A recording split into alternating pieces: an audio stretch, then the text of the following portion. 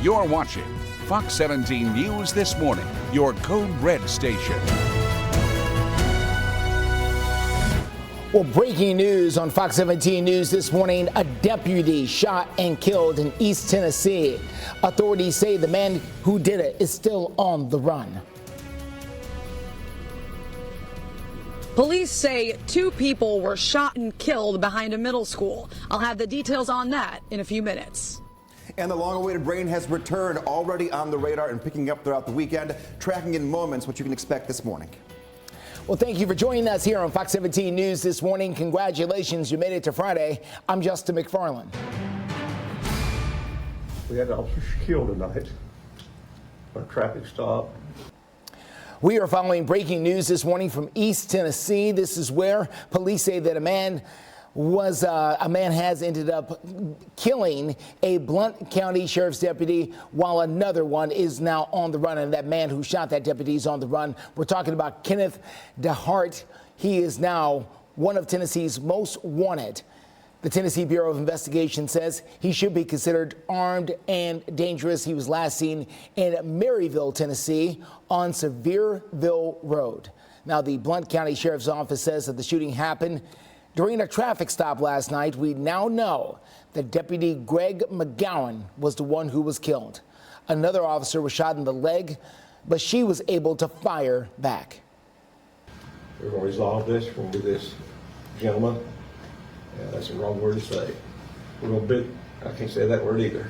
We're going to get this man off the streets.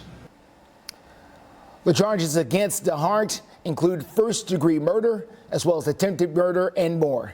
The mayor of Blount County has issued a $10,000 reward in this case, and the TBI is offering up to $2,500 for information leading to his arrest. If you have any information about where he may be, you're asked to contact the Blount County Sheriff's Office. That number is 1-800-TBI-FIND. We are following up today on a shooting that police say killed 2 people at an East Nashville middle school parking lot. Fox 17 News' Karen Aguilar is live at the school to tell us exactly what happened. Karen? Good morning, Justin. Well, police say that 2 men were shot right here behind me, somewhere on this parking lot, behind Meg's Middle Magnet School on Ramsey Street. Police say the call came in around 7 p.m. Now, we're also hearing reports that one of those men died right here on this parking lot, and the other one was taken to a nearby hospital. We are working to confirm those details and to see what hospital he was taken to. We don't know much at this moment, but we're also trying to find out how old those people that were shot were, along with their identities. And police are also potentially looking for the suspect or suspects. We're not sure yet. I reached out to Metro Nashville Police about 30 minutes ago. It's still early, but we're hoping to hear back from them to bring you those updates. Reporting live in East Nashville, Karen Aguilar, Fox 17 News, your Code Red station. 4:03, waking up to some rain already on the radar. Let's take a look at where it's at and where it's going. This is the most active morning we have had in about 2 weeks when it comes to rainfall coming down across Middle Tennessee. Not a whole lot. Taking a look at the Nashville area first. We've had a couple little light sprinkles. I saw a couple of little raindrops hitting the windshield on the way into the station this morning, but nothing really too expansive. If this little shower right here holds together, it could make its way into Nashville in the next 20 minutes. If it doesn't, it'll fizzle out just before it gets into town. Taking a look at a few other areas where we have some oranges and some yellows indicating a little more moderate rainfall coming down. Lightning indicator turned on, not having any of that so far this morning, but Lafayette down through Pleasant Valley, get out toward Hartsville, just to the north and the west of Carthage. This is all moving in the direction to the north and to the west. So this is going to mean north and to the east. So taking a look down to a few more other spots of some rain. Centerville, just splitting down through the Linden area, down toward Waynesboro. All of this tracking toward the north and the east as well. Taking a look. Hohenwald, about 17 minutes, rain moves in. This is how this morning is going to be. We're going to have these little pop-up showers that persist for us here throughout the morning. That means that when it comes down to it, you may not get rain for a long time, but you may be driving through and on some wet pavement here throughout the course of this morning. Rain takes over for the rest of the weekend. 4 straight days of showers begin today. A few rumbles are possible of some thunder tonight into tomorrow. I'll be with you every 5 minutes here looking at the radar and getting you through the upcoming next several days. Current temperatures on the right side of your screen, 40s this morning. Steer clear traffic for you this morning. Let's take a quick look at what we're dealing with here on the I-40 area. This is going to be I-40 at Donaldson Pike. As you can see, traffic is moving along just fine. No big problems out there near the airport. We'll continue to follow things out there, let you know if any crashes pop up. Of course, whenever you introduce rain to the equation here, that can slow things down and cause for problems. As a matter of fact, I think we just picked up a brand new problem. We're going to tell you about that coming up here in the next few minutes. Well, coming up, deputies shot a man in Chattanooga after police say he rammed several cars while trying to drive away. He ended up hitting a deputy. We'll take you there. And as the Super Bowl is just a couple of days away. Teams, Middle Tennessee's best athletes play here. Bart Durham Injury Law High School Hoops. PPJ2 at CPA. Friday at 7:30. Sponsored by Nissan.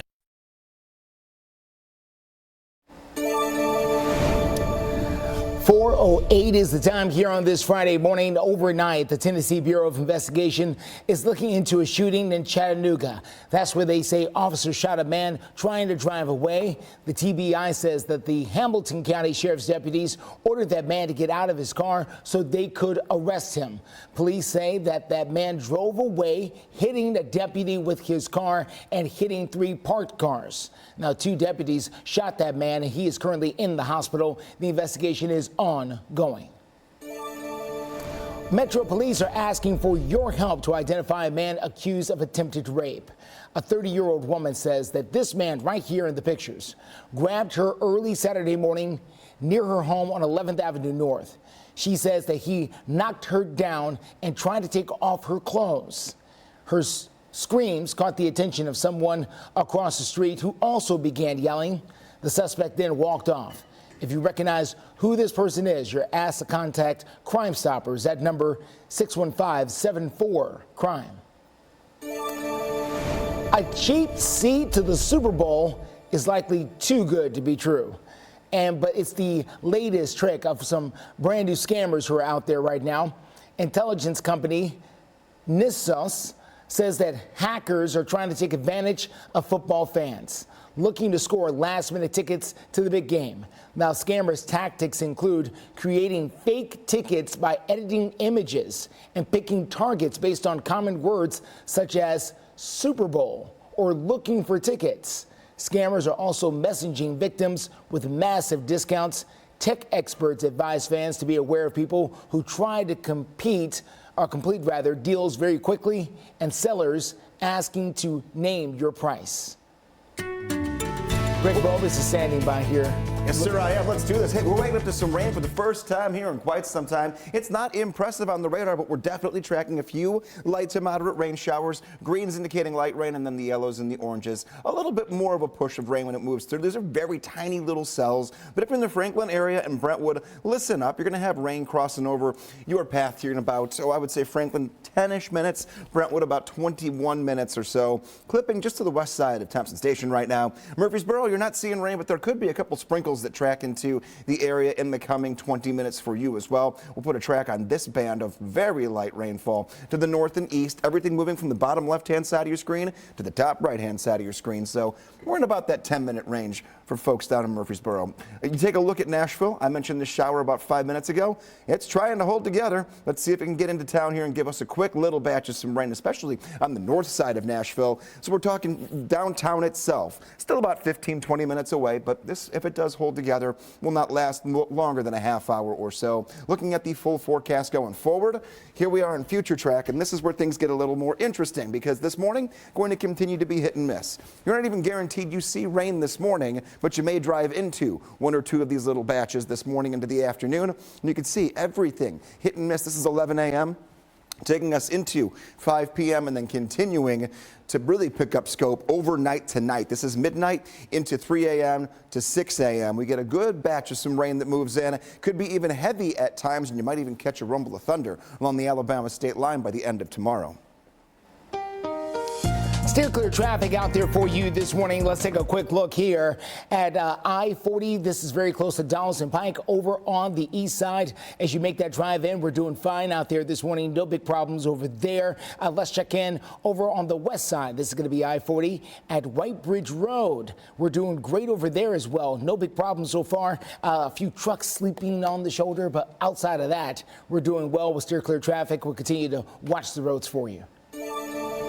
But coming up, a recent report released on President Biden's handling of classified documents. Some interesting things to say about his health was also included in this report. We're going to tell you about the issues it could cause in the upcoming election. And a woman swallowed by a sinkhole. With Nashville's largest selection of leather motion furniture. Sofas and sectionals, bedroom and dining room, reclining furniture, and more. Plus free next day delivery. It's the B.F. Myers Furniture President's Day sale.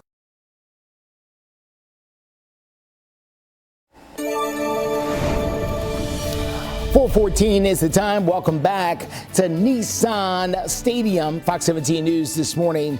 Nissan Stadium all lit up in blue. So they're preparing for the big groundbreaking that's going to be happening later this month down there. As they prepare for a brand new $2.2 billion stadium that will one day bring a Super Bowl to Nashville. That's not official. That's just me saying that because all new stadiums get a Super Bowl just about. So something to look forward to in the coming years here in Nashville. How President Biden handled classified documents and his ability to remember key details are now under intense scrutiny. This is all in a brand new report that was released by Special Counsel Robert Hur. Now, the report says that the president willfully retained some of the classified documents, but will not face any criminal charges. Our national correspondent, Ultra Andashar, has more from Washington. Findings of a year-long investigation led by Special Counsel Robert Hur into President Biden's handling of classified documents found at his Washington office and Wilmington, Delaware home laid out in a nearly 400-page report that may reveal just as much about the president's mental fitness as it does anything else. We've learned the documents included classified materials about Afghanistan from fall 2009, notes on the raid on Osama bin Laden, on foreign adversaries, and records from daily presidential briefings.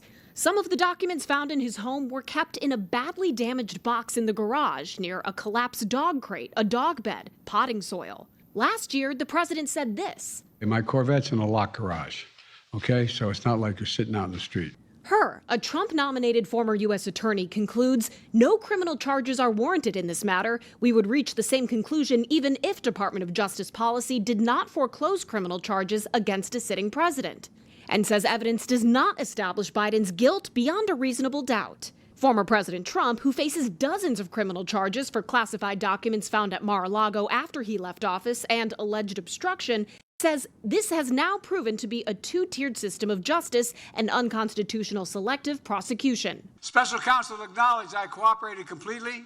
I did not throw up any roadblocks. I was especially pleased to see the special counsel make clear the stark differences between this case and Donald Trump. He has not only refused to return documents for many months, he also obstructed justice by enlisting others to destroy evidence and then lie about it. But it's observations about the president's mental fitness that are likely to hurt him in the long run. Hur writes, at trial, Mr. Biden would likely present himself to a jury, as he did during our interview of him, as a sympathetic, well-meaning elderly man with a poor memory. It would be difficult to convince a jury that they should convict him, by then a former president well into his 80s, of a serious felony that requires a mental state of willfulness. Hur describes moments when interviewing the president that he did not remember when he was vice president, forgetting on the first day of the interview when his term ended. He did not remember even within several years when his son Beau died. The White House reacting to notes about the president's memory. The White House counsel's office and the president's personal attorney say including that in the report was entirely superfluous, and they say it's common for witnesses to not recall years-old events. On Capitol Hill, I'm Atra El-Nashar.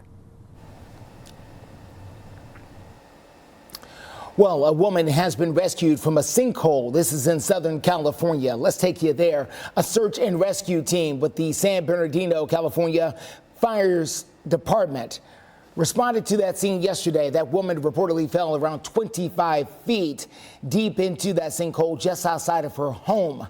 Now, the woman was awake and talking when rescuers got there. She's been taken to a local hospital. The sinkhole was probably caused by the intense rainstorms hitting several parts of the state.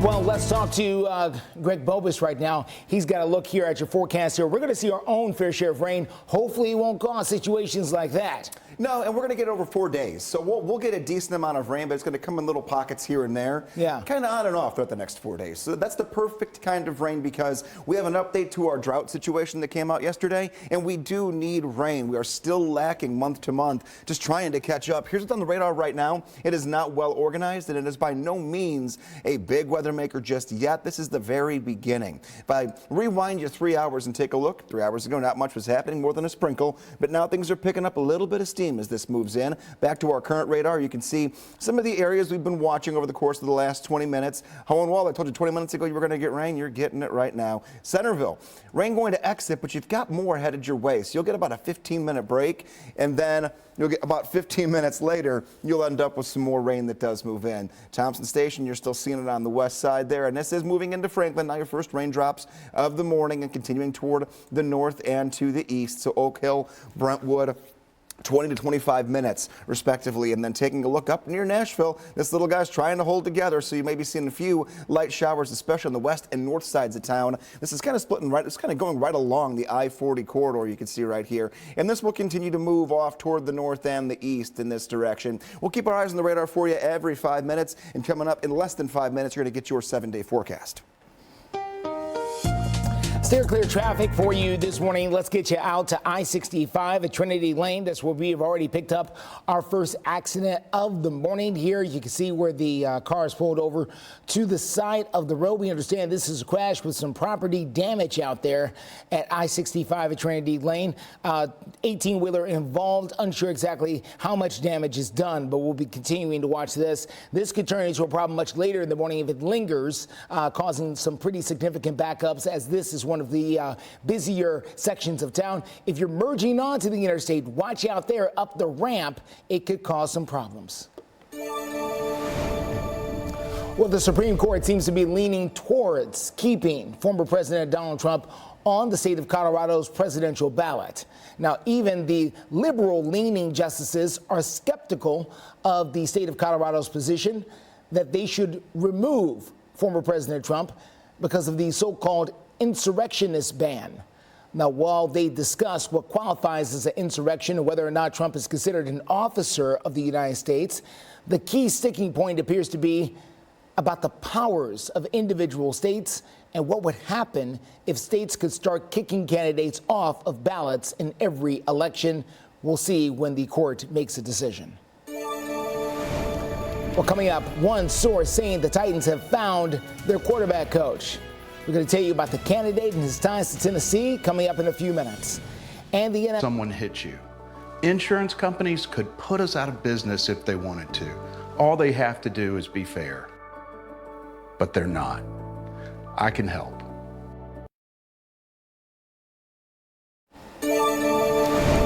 4:24 is the time. It looks like the Titans may have found their brand new quarterbacks coach. According to the NFL Network, the Titans are reportedly hiring the former Raiders interim offensive coordinator, Bo Hardigred, to the quarterbacks coach position. Now, I believe it's pronounced Hardigree. He has served as the Raiders interim OC after the team fired Josh McDaniels. Now, the Raiders started to average nearly 23 points a game over the 9 games that Hardigree took over. He's also no stranger to the state. He's a Jackson, Tennessee native and played at the University of Tennessee. New from overnight, recognitions for some of the biggest names in football all happened at the 2024 NFL Honors Ceremony. Lamar Jackson of the Baltimore Ravens, their quarterback, he was named the AP's most valuable player. This is his second MVP award of his career. He also won the Heisman in college. I mean, he's a decorated person. He led the Ravens to a 14-5 record in the NFL. It's one of the best records in the league. Unfortunately for the Ravens, they lost to the Kansas City Chiefs in the AFC Championship game. As for the Coach of the Year, that award will go to the Cleveland Browns. Kevin Stefanski, he got the team to their third playoff appearance in 1999. Making the playoffs in Cleveland is not an easy thing. He was able to do so even with top players getting hurt for the Cleveland Browns head coach, so congratulations to him. Let's get to Greg Volvis. Look at your forecast. Let's take a look at how much rain we're going to end up with by the time we are done with the next 4 days. A couple light showers that are out there, and I'll be tracking those as soon as we start the 4:30 half hour. But here's the big picture. By the time we are done, these numbers, I believe, are going to be a little bit higher than what we're seeing right now. But the more north and west we go, the less rain we're going to see.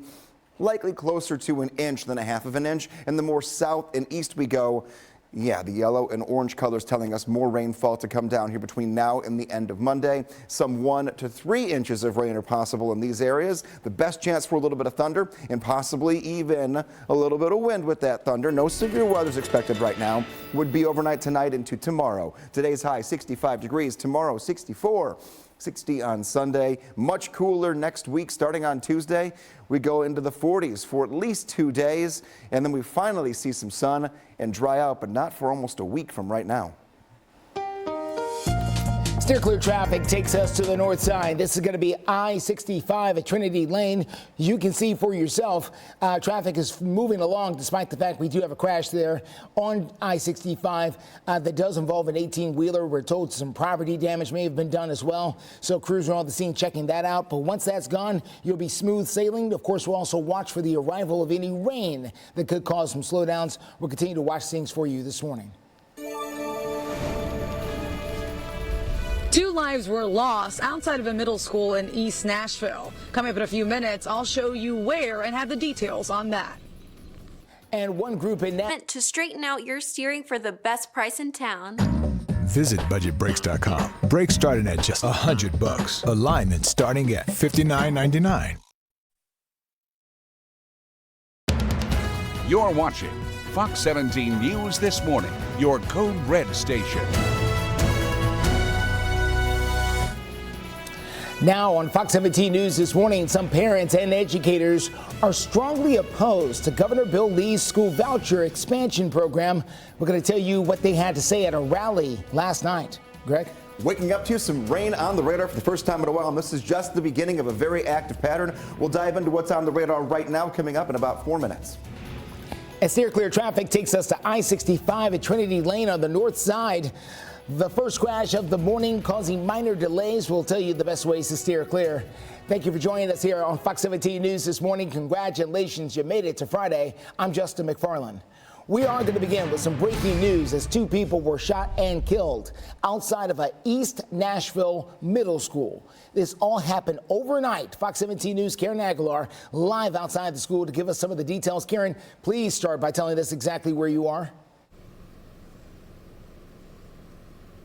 Yeah, right. Well, I'm in front of Meg's, actually behind Meg's Middle Magnet School. But I want to tell you that some questions that parents have are have any kids been hurt? And well, the answer is that we don't know at this moment. I mean, the shooting happened around 7 p.m. So you can only assume that the kids are at home since classes are out. We're working to find out from police if any kids were hurt along with anybody else. But what we do know from police is that 2 men were shot right here somewhere in this parking lot.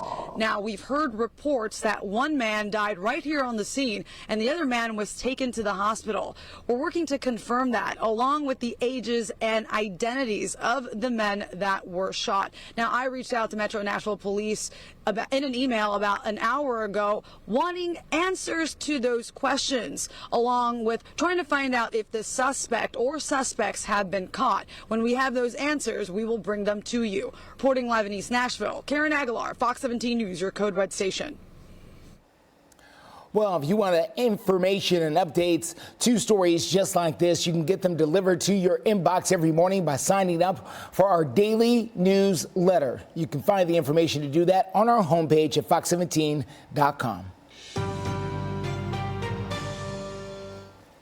Well, Crisis in the Classroom takes us to Rutherford County. That is where concerned parents and educators all were talking about the school voucher program that Governor Bill Lee has proposed. Now, this universal school voucher program would help to send kids to private schools with public money. A group rallied just outside the Rutherford County Board of Education last night before their school board meeting. The governor's proposed plan would take school or state education dollars and help them to pay for private school tuition. Critics say that the vouchers divert much needed funds away from public schools. This bill, put forward by Governor Lee, threatens to siphon nearly $150 million from our public school districts, diverting precious resources away from the students that need them most. By 2025, the program could cost the state more than $790 million, not including administrative costs. This flawed legislation proposes a system where recipients of private school vouchers are exempt from the same accountability standards applied to public schools. Rutherford County, as well as Murfreesboro City Schools, have drafted resolutions opposing the state voucher program. Opponents are calling on state legislators to vote against this particular program, and supporters say it is all about providing parents with options.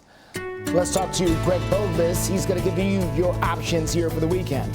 Yes, it's going to be an interesting weekend because not every hour of it is going to give you rain, but the ones that do have it could be a nuisance for you throughout the entirety of the weekend. That starts right now. A few light rain showers pushing their way toward our upper elevations here, and then a few of them just down to the south. Most of our action so far has been south of I-40. Everything moving from the bottom left-hand side of your screen to the top right-hand side of your screen. So a southwest to northeast shift when all of these showers continue to move through Middle Tennessee. Taking a look here at where the rain is at and where it's headed, and we'll zoom in here again south of I-40. By the way, if you're in Nashville, you can see right here light green, but definitely a couple little sprinkles that have been coming down. As far as the more well put together rain right over Franklin right now, Brentwood knocking on your doorstep as we speak. Same with Oak Hill. If this holds together, portions of this will make their way up toward Nashville as well. So taking a look at some timelines, next 5 minutes, Brentwood going to go from a couple little light raindrops to some more steady rainfall for probably about a good half hour or so. And then Nashville, once these little sprinkles move out, 25 minutes from now, this patch of rain will make it to you. Taking a look down to the south and to the west. More rainfall pulling away from Hohenwald, but you're not done. You're going to get a little break. There's this little gap in the rainfall right here. So you get maybe a 10, 15-minute time. Maybe you want to let the dog out really quickly with the light raindrops coming down. That's probably your best bet here for the next half hour to 45 minutes because more rain will track in. The yellows, the oranges indicating heavier rain. So you get a tiny little break, and then 25 minutes later, the rain moves right back in. I'm going to keep tracking on the radar for you every 5 minutes. Coming up, not just the look at the radar in 5 minutes, but we'll look at future radar for the rest of your weekend.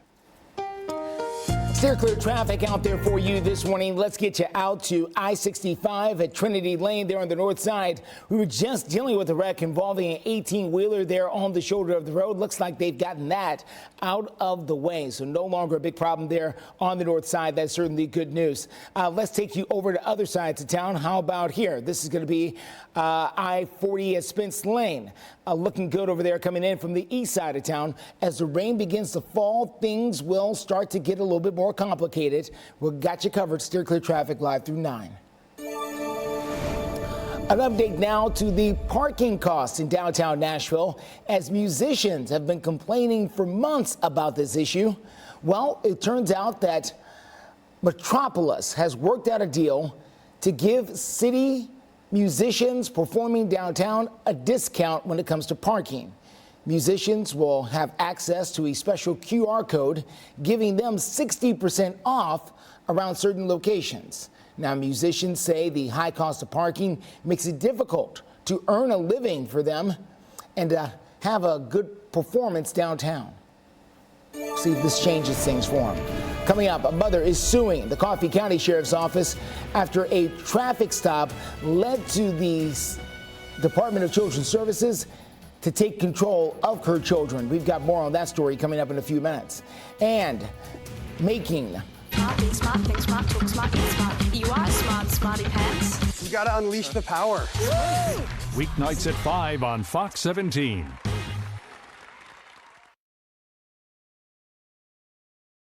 .438 is the time. In Operation Crime and Justice, a Georgia mother is now suing the Coffee County Sheriff's Department as well as the THP and DCES employees for the traffic stop that happened last year. It ended up separating her from her children for several months and putting them in the care of DCES. Now we're talking about Bianca Claiborne and her 5 children who were driving through the state of Tennessee last February on their way to Chicago. Now the THP pulled them over due to the tint on her window. That's when officers say they found 5 grams of marijuana as well as a gun. Now, Claiborne's attorney says that the law enforcement detained her client without cause and inflicted emotional trauma on the family. All sorts of things that shouldn't have happened that ended up separating this mother and her 5 children for an incredibly long time. The mother was actually breastfeeding the youngest child, and her milk dried up as a consequence. She was apart from her child for so long. The attorney says it should take about 3 months to get a court date in this particular case. Well, check this out, everybody. A dramatic escape from a racetrack. Where else could it happen other than northern Kentucky? This is where a racehorse was seen galloping down the highway right there. Authorities temporarily shut down some of the lanes for the interstate. This is near Florence, Kentucky, while they worked to try and capture this particular horse. Now, trainers were able to corral the animal on the side of the roadway. The horse was then loaded in a trailer and later treated for minor injuries. I'm glad they caught it because, you know, they love racehorsing there in Kentucky, just not on the interstate. What in the world? We had llamas on one side, now horses in Kentucky. Let's get to Greg over there. Look at the forecast. We have had all kinds of stories when it comes to animals on the loose here this week, and now we're letting loose on the radar when it comes to rain for the first time. What is new this morning as you're waking up? A rainy pattern has finally started for us here. We've been talking about it all week, but today will be the first day, and here we are. Light rain showers just kicking up in the last 2 hours. Our pattern of showers begins and it lasts the next 4 days. Not raining every hour of every day, which is the good part for us here. Storm chance heading into your Saturday. So tonight into Saturday, a chance we could see some heavier rainfall, maybe even a boom of thunder. Not a code red day or a code red weekend. We have no flooding concerns, but what we are tracking will be that rainy pattern, and we'll have to keep watching radar for you each and every time we go through a forecast cycle throughout this morning. So you know what you're getting into, getting out the door. Here's future track. Isolated showers the entire day here for us. So it's not going to rain every hour, but you want to have the Fox 17 Code Red Weather app because you may have to try to find a way to get outside for a few minutes. Let the dog out. Go run an errand really quickly later on this evening. Know that overnight tonight into tomorrow, that's when the heavier rainfall begins to move in. Steer clear traffic for you this morning. Let's get you out to I-65. This is going to be over on the south side here, 65 in the Franklin, Cool Springs area. You can see traffic out there doing fine. Hoping to catch some of that rainfall Greg was talking about there on the south side. Hasn't quite seen it yet, but it is coming, and it could be a rainy drive out there across many parts of the mid-state. We'll continue to keep you up to date, let you know what we find with Steer Clear Traffic live and local through 9 this morning. Well, coming up, the FCC has decided it is time for artificial intelligent robocalls to be a thing of the past. I'm going to tell you what they're doing to make these calls illegal. And law enforcement is warning parents that teenagers $1,500 with a personal loan from Title Max. Life is full of options, but when it comes to cash, the choice is clear. Get your title back with Title Max.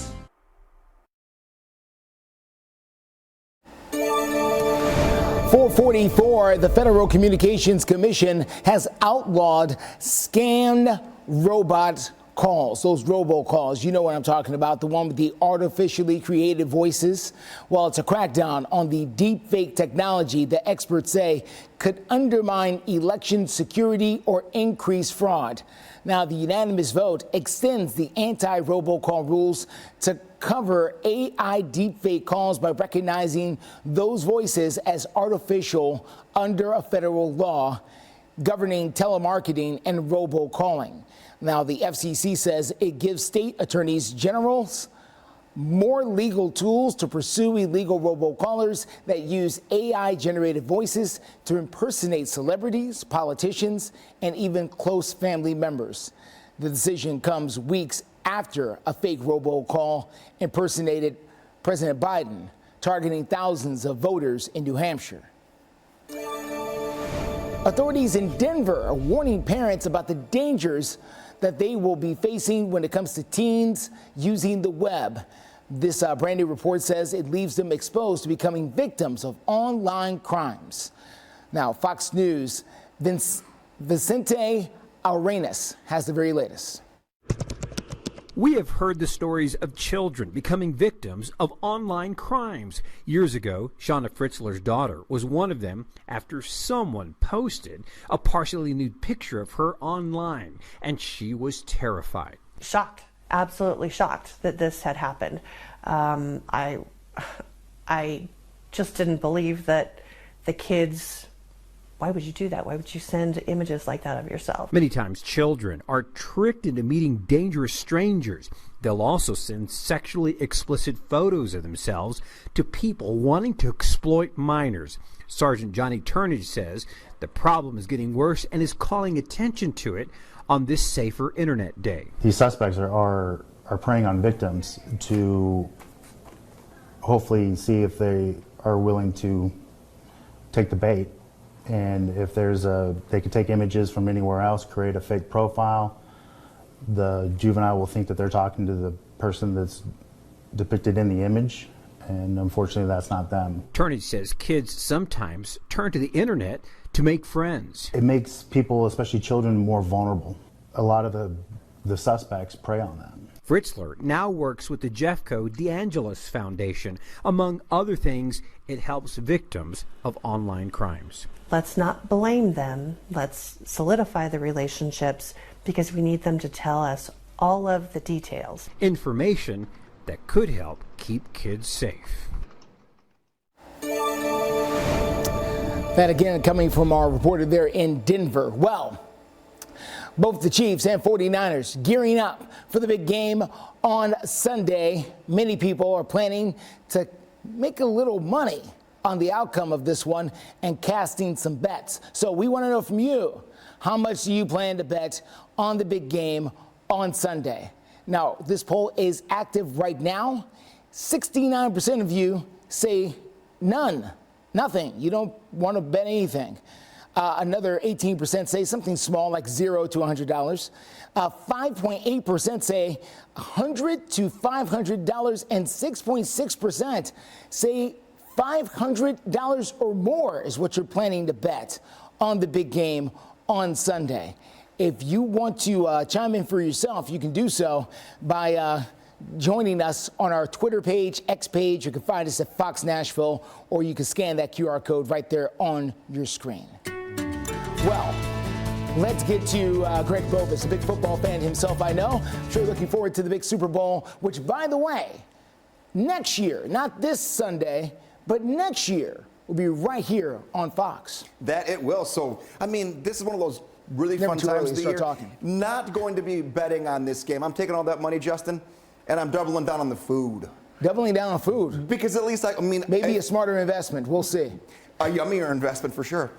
Any way you look at it, taking a look here. Doppler radar. This is how the situation has gone the last 2 hours. We went from just a couple little sprinkles to a few little decent showers. So I'll work you through where a few of these are and where they're headed. They're all going to the top right-hand side of the screen. So if you are in areas like, say, even Cookeville, you're not seeing it, but it's close to you. These little batches of rain, this entire stretch of 3 different showers, these are not going to make it to the right side of the screen. They're going to continue to move in the direction that they have, which if we just put a track on the one towards Smithville, you'll see what I mean. We're going up toward the north and the east. So Smithville, I'd say about 15 minutes. You're going to get a couple of showers. This is how the morning is going to go. You're going to get a few showers that'll last maybe 15 minutes, half hour. They'll die down, and then you'll get another batch that moves in. And we'll continue that stretch. Brentwood, I told you 10 minutes ago you were going to have rain. Well, you got it coming down now.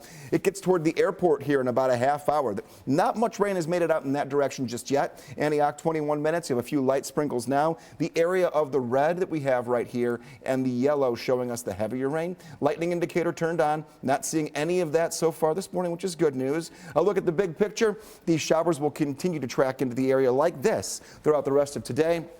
We'll fill you in on your 7-day forecast before we get to the 5 o'clock half hour. Steer clear traffic. Let's get you out to the very latest happening here at I-24 Waldron Road. You make that drive into town coming in from the south and east side. As you can see, traffic there moving along just fine. Really looking good so far out there this morning. No big problems anywhere you look around town, at least not yet. Things can happen quickly, especially with the rain moving in. So we'll be telling you more about that throughout the morning. But steer clear traffic live and local through 9.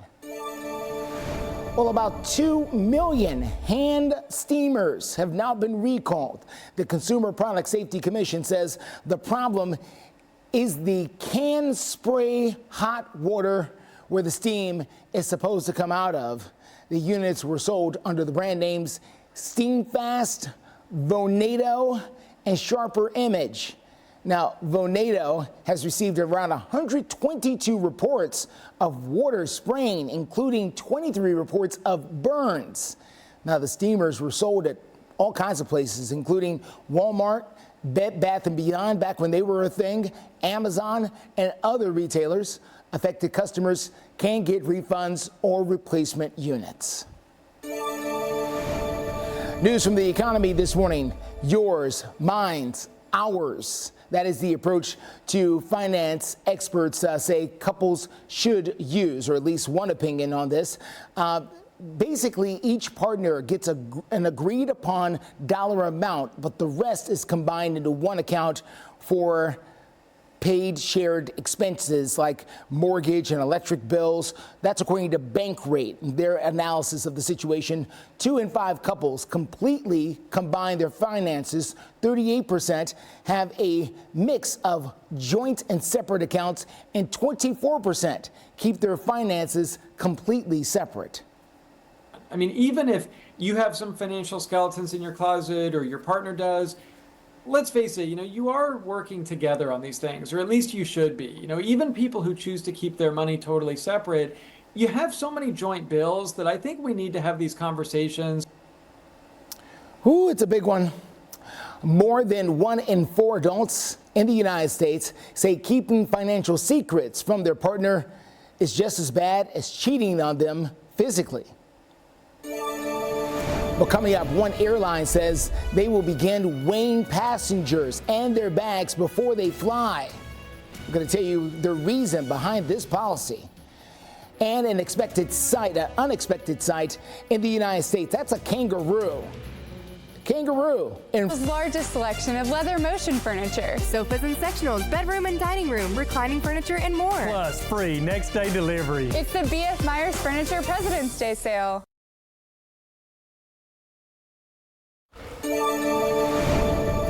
Welcome back to Fox 17 News this morning. Live look there on Lower Broadway. That's where the Predators will return to action for the first time in a long time. Coming up here on the next couple of days, this weekend, I believe. So you can get ready to break out your fang fingers down there. Greg Bobus will have the latest look at your forecast and all of that. As a matter of fact, it's coming up right now. Good morning, Greg. Hey, good morning. Let's do it here because this is the first time where we're waking up to rain in quite some time, and that'll be at the bus stop as well. It's not going to be steady, consistent rain the entire morning, but these pockets are going to continue to pop up all day long. So grab the umbrella. Temperatures will be in the 50s this morning. They're on the right side of your screen all the way through 9 o'clock. Know that today is a warm one, but the rain is going to be out there. 65 degrees. Your temperature later on this afternoon, 64 tomorrow. So no fluctuation in temperature day to day, at least for the weekend. After the weekend, we'll get one more push of rain Monday into Tuesday, and then cold air moves back in. Much cooler for Tuesday and Wednesday. Nighttime temperatures falling back into the 30s starting on Sunday night. So we're finally getting into that push of 4 days worth of rain on and off. The heaviest rainfall likely tonight into tomorrow. As we go into our 5 o'clock half hour, we're going to look at radar, drive the radar here for you a little bit, let you know where the rain is at, where it's headed, and who might be seeing some wet pavement this morning. We'll also look at the full timeline when it comes to future track for the entire weekend and how much rain we'll end up with by the time this 4-day event finally tracks out of Middle Tennessee and Southern Kentucky. Steer clear traffic for you this morning. Let's get you out to Rutherford County. This is going to be I-20 24 down at Waldron Road. As you can see, the traffic down there moving along without issue. We're doing fine out there this morning. No big problems in either direction, at least not yet, but things can change. Here's a look over on the south side of town. Looks like in the last few seconds, they've got some of that rainfall that Greg was talking about down there in Williamson County. This is going to be I-65 down there near Moore's Lane. Wet streets, but so far no big problems. Had an earlier crash on the north side. That has since cleared up. We'll continue to follow things out there for you, let you know exactly what it is that we find. One airline says they will start weighing passengers along with the carry-on luggage. Now, you talk about an argument there at the counter. The Finnish airline, Finnair from Finland, they announced on Monday that they will start this particular piece of strategy to better understand the balance of the aircraft weight calculations. Now, the new policy is voluntary, okay, so you don't have to do it. The airline stressed passenger privacy as well, stating that it does not collect the passenger names along with the weights. The airline says it has seen around 600 volunteers for the data collection already. Well, that's an interesting concept there. All right.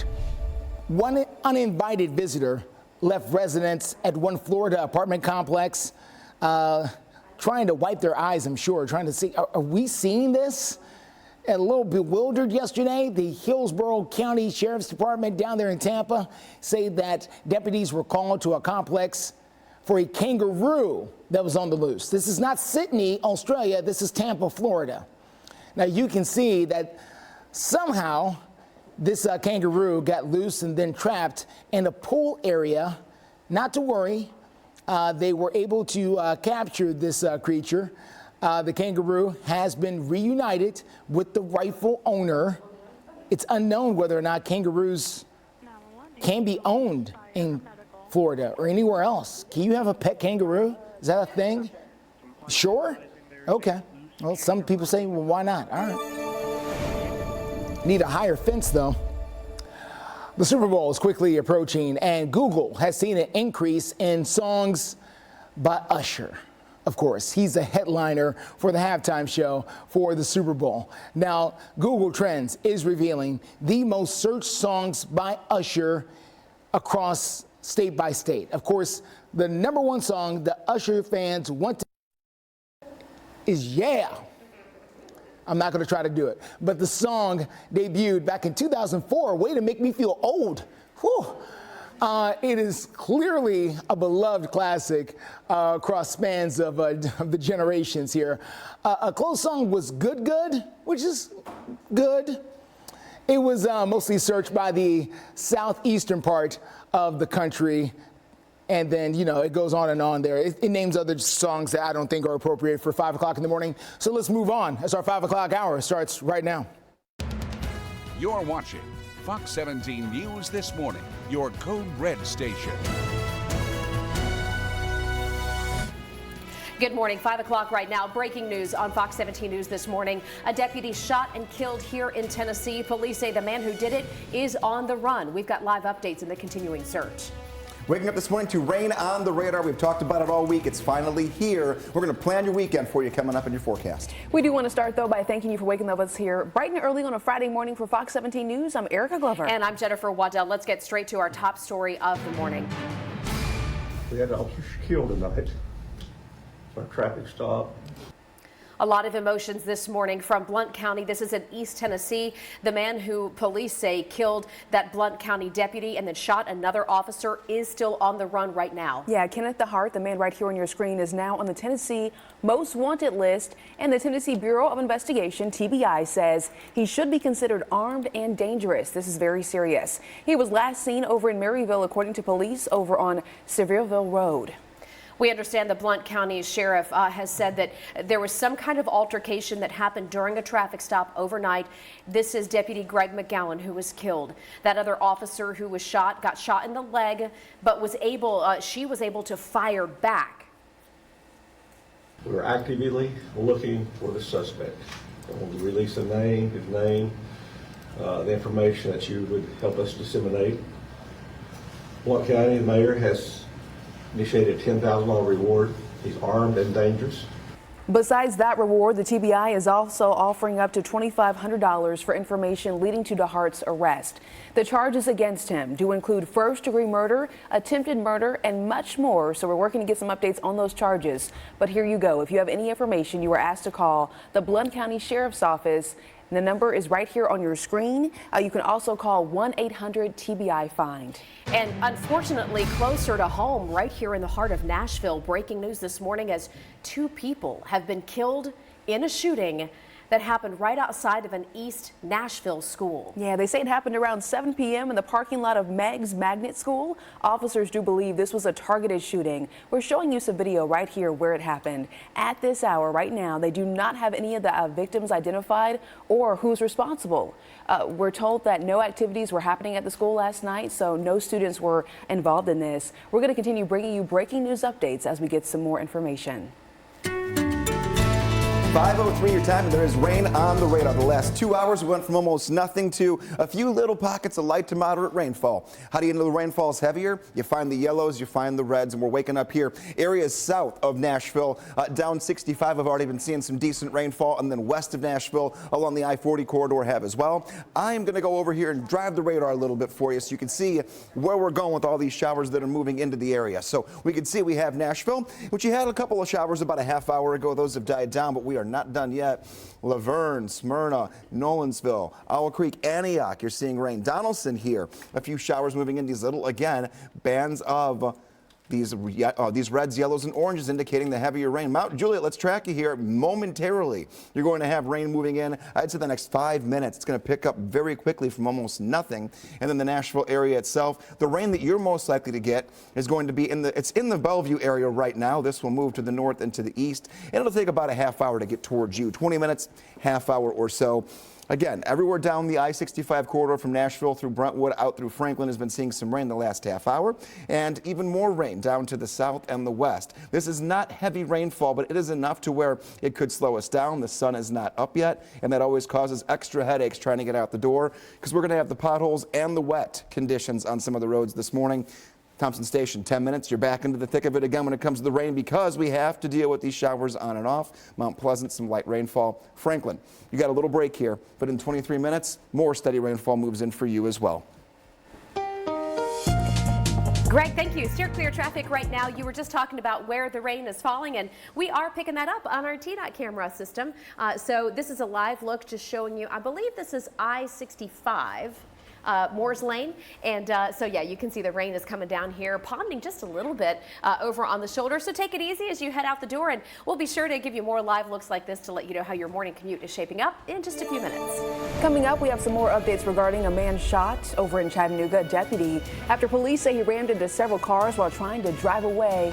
More updates on this breaking news situation. 2 arrests have been made after a wild street.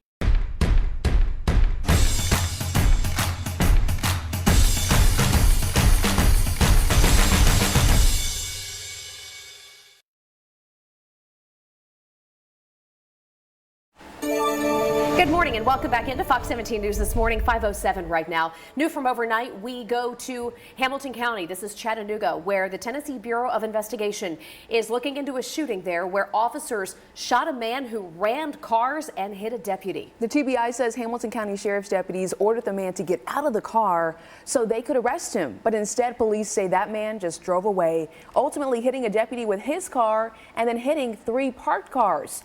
2 deputies ultimately shooting the man. He is now in the hospital, and that investigation is ongoing. And continuing coverage right now in Operation Crime and Justice, Metro Police have now charged 2 men with taking part in a street racing event that happened back in August. Well, investigators say these 2, 19-year-old Hassan Agamin and 18-year-old Javier Quiroz, took part in the so-called Wet and Wild situation. I'll explain why they got that name. During the street takeover event, police say Agamin opened a fire hydrant. That way cars could then drive through the water. That's why they were calling this Wet and Wild. Well, I guess police got the last laugh in their antics because they're now charged with engaging in a riot and other counts. Quiroz charged with engaging in a riot and reckless endangerment. 5:09 is the time. We want to check in with our Code Red meteorologist. Good morning, Greg. Good morning. Yeah, we're working through some rain here this morning. We knew it was coming all week long, and yeah, we told you we would be tracking in real time here. Waking up on a Friday morning, umbrellas for the bus stop. Not all of us are going to be seeing rain this morning, but many of us will go through at least one or two pockets of it that will give us some wet pavement, and it may actively be driving or you drive through one of these pockets throughout the morning. What does the timeline look like for today for the best chance for rain? The next couple of hours for the rest of the morning drive. We'll get a little break right in the middle of the late morning, early afternoon hours, but not that long of a break because rain comes right back in just in time for the evening commute and then lasts into the overnight hours. So rain, break. Rain and then more rain for your Saturday morning, and this is going to be the pattern here for the entire weekend. Let's look at it on Future Track. This is starting right now and taking us through 7 a.m. and then through 9 a.m. Most of our morning rainfall is going to pivot south of I-40 or to the east of I-65 because everything coming from the bottom left-hand side of your screen to the top right-hand side. The majority of southern Kentucky does not get much rain for your Friday. However, tonight into tomorrow, here's 5 p.m. and then picking back up right around midnight. The emphasis goes a little more toward the north. So this is overnight, midnight to 3 a.m. Taking a look at a few areas that have some pockets of yellows and reds, meaning heavy rainfall can't be ruled out. Maybe even a clap or two of thunder. We're still not too worried about severe weather. Just going to get some decent rainfall overnight tonight into tomorrow morning. Here's 6 a.m. and then it continues to take us into the evening hours, and the emphasis goes back to the south. So we kind of have this teeter-totter thing going on here where we go from south to north and then back down right along the Alabama state line. The best chance for some evening rain showers on your Saturday. A lot to work through here. That's just the first half of a 4-day event. We'll get to the second 2 days, your Sunday and Monday, coming up in the next check of your forecast. But here is the 7-day. It isn't just the rainfall, it's the fluctuation in temperature. 65 degrees your temp this afternoon. Right side of your screen, we're already in the 40s. 64 on Saturday. By the end of the 7-day forecast, we're back into the 40s for Tuesday and Wednesday. Our next sunny and dry day, likely not until Thursday of next week. Greg, thank you. 5:11 is the time when we know those showers can cause some slick conditions out on our highways. Right now, we're taking a live look, I-24, Hickory Hollow Parkway. And the good news is you're not seeing any kind of slowdowns or issues at hand. We'll continue checking in on your steer clear traffic updates, though, throughout 9 a.m. But again, with the rain, just give yourself a little bit of extra time. We have a sneak peek at some of the entertainment that the Super Bowl will bring this year, especially in the form of those commercials. So if you don't want to watch the game, but you're kind of interested in what that'll be, we're going to share that with you here in just a minute. And a woman swallowed by a sinkhole right. Stretches and bring it home. Injured? Call Morgan & Morgan for the people.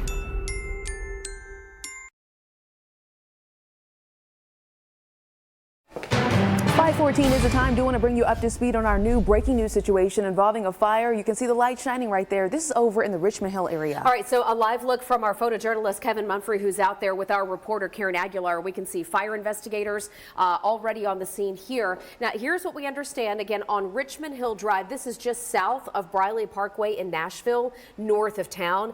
Investigators there on the scene telling us that 2 people were inside this house at the time, and 1 man did have to go to the hospital. Okay, so we are going to get some more updates throughout this morning with our Fox 17 news crew that is out there. But again, Richmond Hill area, very busy, so we'll have some more info in a couple of minutes. Hey, we're talking Super Bowl this morning, and listen, even if you don't like football, and we know a lot of you don't, this Super Bowl is going to be a day to watch the entertaining portion of it in regards to the commercials. Yeah, it's typically one of the most watched telecasts of the year, okay, this NFL football game, Super Bowl, and people are really glued to their screen. For everyone else, though, it's about the commercials, Yeah. so we're going to tell you why. Listen to this from Amy Kiley.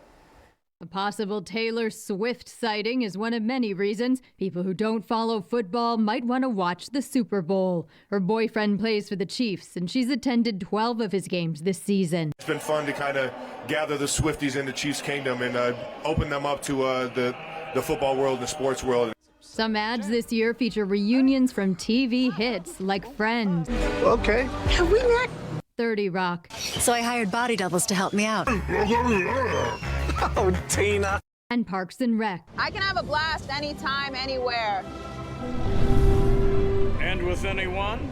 Las Vegas is hosting the Super Bowl for the first time, and the American Gaming Association predicts a record of almost 68 million Americans betting on it. As for the performances, DJ Tiesto says he won't be at the game as planned. He cites a family emergency that's forcing him to return home. But really giving my time here in Las Vegas an incredible button at the end. Usher is this year's halftime performer. I hope I get to play the halftime show someday, man. I'm Amy Kiley reporting. Amy, thank you. You're also going to see Jelly Roll. He's going to be in one of those ads, and a local player. Really excited to see what this young man is going to do, talking about Jordan Mason. Sumner County Schools letting everybody know that he is a player for the 49ers, and he went to Gallatin High School. So good luck to Jordan. Justin was telling us too, we've got another player who went to Blackman High School in Murfreesboro. Juwan Jennings is his name. He also plays for the 49ers. So we got two local guys who are going to be on the big stage. That's right. I love the local connection. We're also going to another story this morning, talking about a woman who was rescued from a massive sinkhole. It happened over in Southern California. You said this kind of triggered a phobia for you. Absolutely. Yeah, so check out this video. A search and rescue team with the San Bernardino County Fire Department responding to this yesterday. The woman reportedly fell about 25 feet deep into a sinkhole, and it was just outside of her mobile home.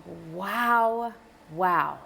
Okay, so it turns out she was awake and she was talking with rescuers. They took her to an area hospital, and this sinkhole, as we understand, may have been caused by all those storms that have been hitting California.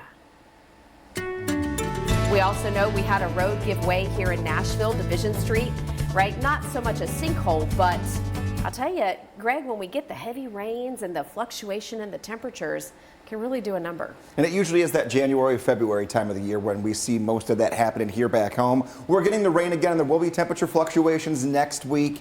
We're going to talk about 4 days of intermittent rain. It's not going to rain the entire time. Looking at Doppler radar right now, this is how it is. We have three kind of bands that have settled themselves in. They're all moving from the bottom left-hand side of your screen to the top right-hand side of your screen in a trajectory kind of almost like a curve. They're kind of moving in this direction. So we're watching them very carefully. We did talk about more rain moving into Nashville about 20 minutes ago. Well, here we go. We're starting to pick it up again. This is all on the most side. It's just pretty light rainfall, I should say. Vandy moving in right now. Nashville 5 minutes. Rain picks back up for a good half hour. Airport seeing a little bit of rain starting to move through again. I-65. If you go south of Nashville, still seeing some rain in the Brentwood area and Oak Hill. You get out. If you go toward I-40, toward the west of Nashville, we're seeing it Charlotte Park, excuse me. Get out toward Bellevue, also seeing some rainfall there. The Donaldson area is going to pick up a little bit of rain, and so is Hermitage soon. Mount Juliet, you are right into some rain. These are really light to moderate rain showers here for us this morning. We're not seeing any lightning or any indications of thunder so far this morning. We could get a clap or two later today, but especially overnight tonight into tomorrow is the best chance to see any thunder. And we're not worried about severe weather, but if you hear a rumble or two, it's not your ears deceiving you. Who gets the rainfall? Who gets the majority of it? Well, taking a look here, the more north and west we go of Nashville, the lesser rainfall totals we will see. The more south and east we go, this is again through Sunday at 11 o'clock. So we're not even all the way through Monday into Tuesday. This is just the weekend rainfall. By the time we're done with Monday into Tuesday, these numbers will be from 1 inch of rain to the northwest to up to 3 inches of rain to the southeast. We need this. The latest drought monitor came out yesterday, which tells us where we need the rain. All of us are in some form of a drought. So every drop of rainfall that comes down at a steady pace like this morning is going to help put at least a little bit of a dent in our ongoing drought. Steer clear traffic out there for you this morning. Let's get you to I-40 at Donaldson Pike. Greg was just mentioning the rain out there near the airport, and we are starting to see it right there on your screen. The streets are starting to get a little wet out there, and when that rain does fall, the accidents can start happening. People can start sliding around, but right now we're doing okay out there on that drive towards the airport. Let's take a look at your overall drive times here. 27 minutes in from Mount Juliet, 50 minutes in from Murfreesboro, 26 minutes in from Franklin, but as that rain starts to move in, the streets start to get wet, and all of these times can start to grow. We're talking politics now. The Supreme Court seems to be leaning towards keeping Donald Trump on state presidential ballots. Even the liberal-leaning justices are skeptical of Colorado's position that he should be removed due to so-called insurrectionist ban. They've discussed what qualifies as an insurrection and whether or not Trump is considered an officer. The key sticking point does appear to be the power of states and what would happen if states could start ultimately kicking candidates off ballots in every election. It is 5:21 right now. A bill passes our Tennessee House that would change how students respond to fire. Morning. Choose a biscuit with sausage and egg, gravy, or country fried steak. Any two, just $5. Enjoy heart-shaped biscuits now through Valentine's Day.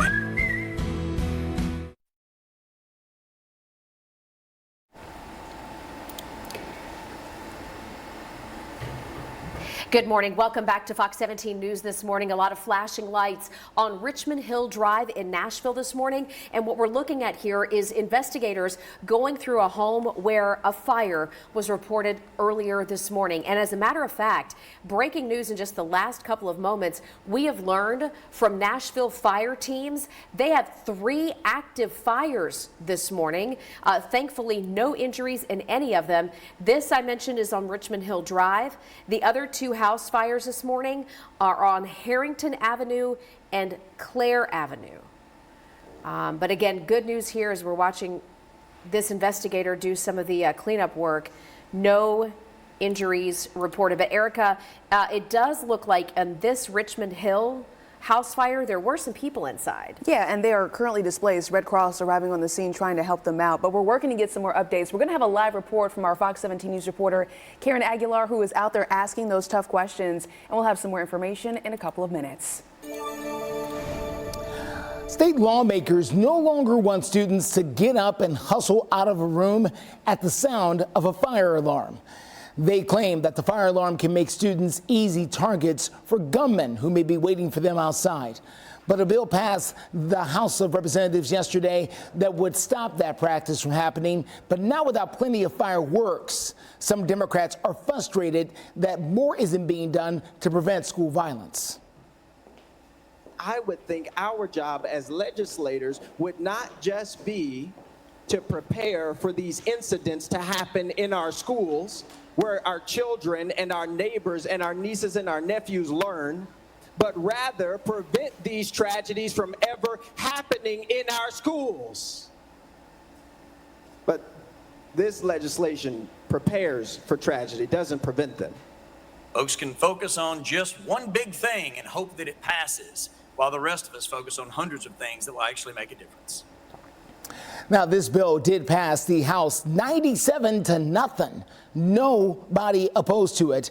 It now moves on to the state Senate next week. A lot more words were being said between lawmakers. We're going to get into that coming up here in our 6 and 7 o'clock hours.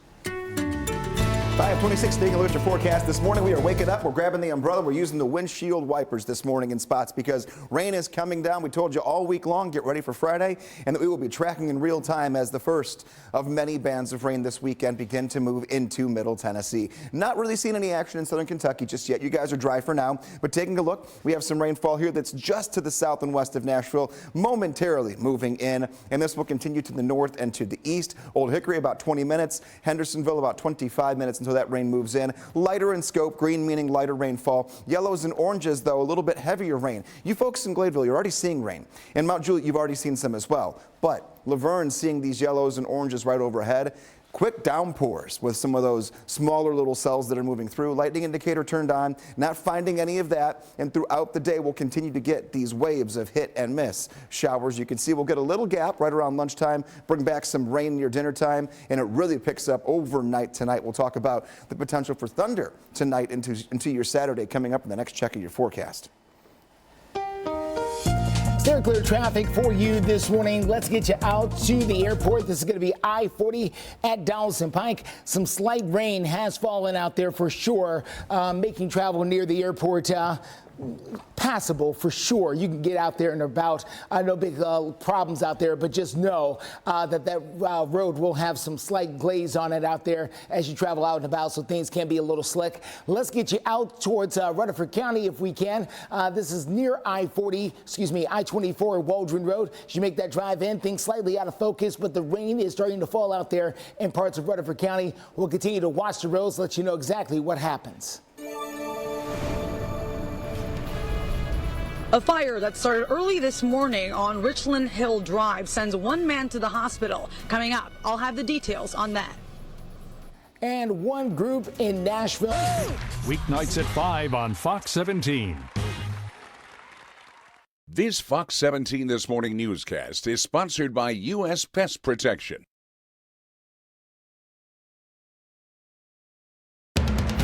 You're watching Fox 17 News This Morning, your Code Red station. Right now on Fox 17 News this Friday morning, some parents and educators are strongly opposed to Governor Bill Lee's school voucher expansion. What they had to say at a rally overnight. And waking up to scattered rain showers, and there have been a few bands that have already moved through downtown. We are not done yet. This is the beginning of a 4-day event. We'll try finding the most likely dry hours coming up in the forecast. Starting to see some of that rain falling in places like I-40 and 46th Avenue in West Nashville. We're going to tell you about the impact it could have on your drive. All right, want to start by thanking you for waking up with us here on a Friday morning. For Fox 17 News, I'm Erica Glover. And I'm Jennifer Waddell. Let's get straight to the breaking news of this Friday morning. We have 3 house fires in Nashville, including one on Richmond Hills Drive. That's just off Brick Church Pike, north of Nashville. And that fire has sent one person to the hospital. We're mapping it out for you right here on the screen. Fox 17 News' Karen Aguilar joining us live. She just got there. Karen, what have you been able to find out? Yeah, well, just moments ago, we saw the investigator's car leave from that parking lot behind me. He says that he's going to the hospital to check out one of the victims because he says that there were 2 people inside that home at the time the fire started, and the person that was taken to Skyline Hospital was a man. Now, I actually went up to that door that is now closed, and I could still smell the stench of that fire. And looking inside, that kitchen was completely destroyed. That's what the investigator says the fire started, and he says that it happened on the stove area. And we also know from a spokesperson from the Nashville Fire Department that the caller says that it could have been because the grease caught on fire. Now, again, the investigator is working to confirm if that, in fact, was the case. We will keep you updated on the condition of that victim when we have it. Reporting live in Nashville, Karen Aguilar, Fox 17 News, your Code Red station. All right, Karen, thank you. By the way, the other 2 fires of the morning on Harrington Avenue and Clare Avenue. Again, no one hurt in either one of those. We also have another breaking news update this Friday morning. Metro Police say 2 people were killed in a shooting outside of an East Nashville school. And we're getting some video that we want to show to you. They say it happened around 7 o'clock in the parking lot right here of Meg's Magnet School. This is a middle school where officers believe this was, in fact, a targeted shooting. Now, at this hour, they have not been able to give us the identity of those 2 victims, the 2 people killed, or whoever might have been responsible. Also important to note, no activities at the school at the time last night, so there were no children around at the time, thankfully. We'll continue to keep you updated on this breaking news story as we get those updates. In crisis in the classroom, concerned parents, educators, and community members over in Rutherford County are speaking out against Governor Bill Lee's proposed universal school vouchers. This is such a hot topic in our state right now. It was the spotlight of the governor's State of the State address earlier this week. There was a group rallying just outside of the Rutherford County Board of Education overnight before that school board meeting. The governor's proposed voucher plan would provide state education money to pay for private school tuition. They call it school choice. Critics say the vouchers divert much needed money away from public schools. This bill, put forward by Governor Lee, threatens to siphon nearly $150 million from our public school districts, diverting precious resources away from the students that need them most. By 2025, the program could cost the state more than $790 million, not including administrative costs. This flawed legislation proposes a system where recipients of private school vouchers are exempt from the same accountability standards applied to public schools. Rutherford County and Murfreesboro City Schools have both drafted resolutions opposing a state voucher program. Opponents are calling on state legislators to vote against the proposal, but supporters say this is all about providing parents with options.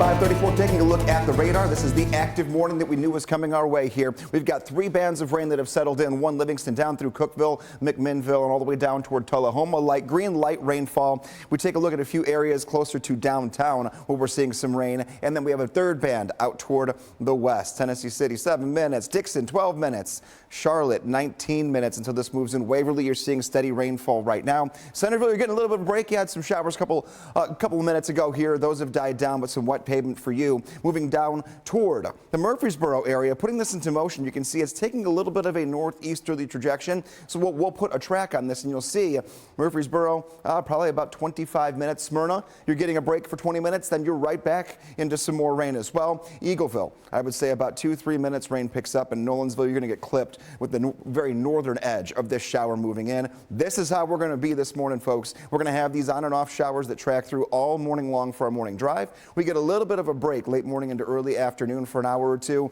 and then more rain moves in this evening into tonight. Notice how it goes a little more to the north overnight. This is midnight. Midnight taking us to 3 a.m. Yellows and oranges, maybe even a clap of thunder while you're trying to sleep overnight. And then tomorrow morning waking up again to an active radar picture to kick off your Saturday with a few more dry hours during the afternoon and another band during the evening. So morning and evening of today and tomorrow, best chances for rain, and then we'll see a little break in the rainfall during the afternoon hours of both days. Saturday overnight, more rainfall. You're getting the idea here. You want to have the Fox 17 Code Red weather app so you can track in real time when you're trying to get outside and find those dry hours. Even a dry 15 minutes to let the dog out, go get the mail later from the mailbox. All these little things that'll help you with the radar right at your fingertips.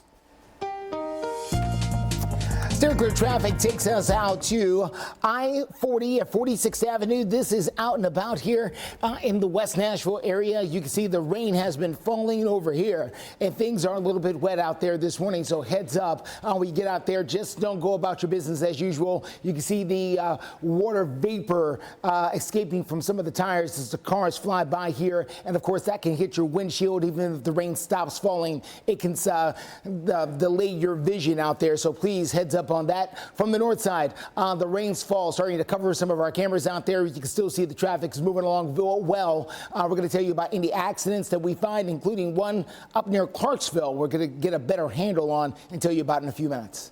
Justin, thank you. Talking about driving, we have an update on the parking costs downtown that musicians have been complaining about for months now. Metropolis Parking, they have managed to go ahead and work out a deal with the city to give musicians performing downtown a parking discount. Musicians will have access to a special QR code giving them 60% off around certain locations. Musicians say, yeah, the high cost of parking does make it pretty difficult for them to make a living. If you'd like to know more about this story, go to fox17.com. It's 5:37 right now, and a mother is suing a Tennessee Sheriff's Department after a traffic stop led to DCS taking custody of her children. And a piece of Black history in Nashville. Fort Negley. Bart Durham Injury Law at 615-242-9000 for a free case evaluation. This Fox 17 This Morning newscast is sponsored by Electronic Express. We make it happen. Good morning. 5:40 is the time right now. Operation Crime and Justice. A mother from Georgia is suing the Coffee County Sheriff's Department right here in the mid-state. THP officers and DCS employees, all three of those groups, for a traffic stop that happened last year. That traffic stop ended with her children in the care of the state. Bianca Claiborne and her 5 children were driving through Tennessee last February. They were on their way to Chicago. Well, THP pulled her over due to the tint on her windows, and that is when officers say they found 5 grams of marijuana and a gun. Claiborne's attorney says law enforcement detained her client without cause and also inflicted emotional trauma on their family. The attorney says it should take about 3 months to go ahead and get a court date for this particular case.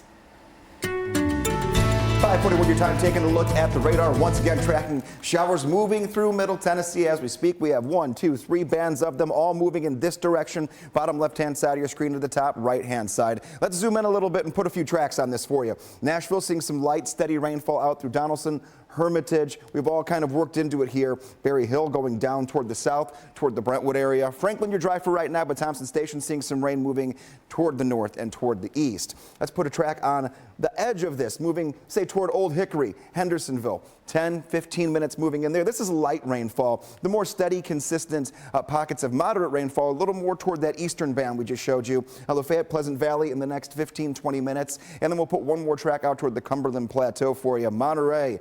Light rainfall coming down your way in about 15 minutes as well. And if you're out toward Crossville, this is even lighter rain, little streaks of it. A few pop-up little showers starting to move their way towards you. The timeline for you will be 22 minutes as far as when you can start seeing some rain coming down. 3 things to know. Rain is starting to take over for the rest of the weekend. Bands of it on and off. This is the first of 4 straight days with some showers here. A few rumbles of thunder later today, especially into tonight, cannot be ruled out. We're not worried about severe weather. We're not worried about flooding. I'm going to find some dry hours for you here and look at future track coming up in about 6 minutes from right now. Steer clear traffic out there this morning. Still watching some of that rain in portions of I-440 over here near 21st Avenue. This is close to Green Hills. You can see the traffic moving along, but it is dealing with some of that rain out there for sure, kicking up a lot of water vapor as the cars go flying by. We are watching one crash in particular we can't see, but we can see the effects from it, and that is near I-24 right at MLK Parkway. As you make that drive down, a slow go here because of a crash near exit 11. You want to take Highway 112 right here is the best way to steer clear until they're able to get that out of the way. Coming up here on Fox 17 News this Friday morning, the FCC has decided it's time for artificial intelligence robocalls to be a thing of the past. Why they're making those calls illegal, I think a lot. And you get a lifetime guarantee. Relax. Budget breaks. Breaks starting at just $100. Relaxing. Welcome back to Fox 17 News this morning. In your community for years, there's been an ongoing effort to raise money and awareness for the restoration of Fort Negley. The fort is just south of downtown Nashville and was a critical part of the Union Army's effort to hold on to this city during the Civil War. Yeah, but what you might not know is Fort Negley was more than just a military base. It was the beginning of a whole neighborhood. Fox 17 News' Justin McFarland telling us how the Bass Street neighborhood came and went. This is what Fort Negley used to look like in all of its glory. Back in the 1860s, the American flag waving high. It was a stronghold for the Union Army, but it was built by Nashville's black population. It was the Battle of the Civil War that had the largest African American participation. There were 13,000 black soldiers who were in the segregated regiments. Dr. Angela Sutton from Vanderbilt University says that there was 13,000 who fought in the Battle of Nashville, but 5,000 more black men and women who helped to build and maintain Fort Negley.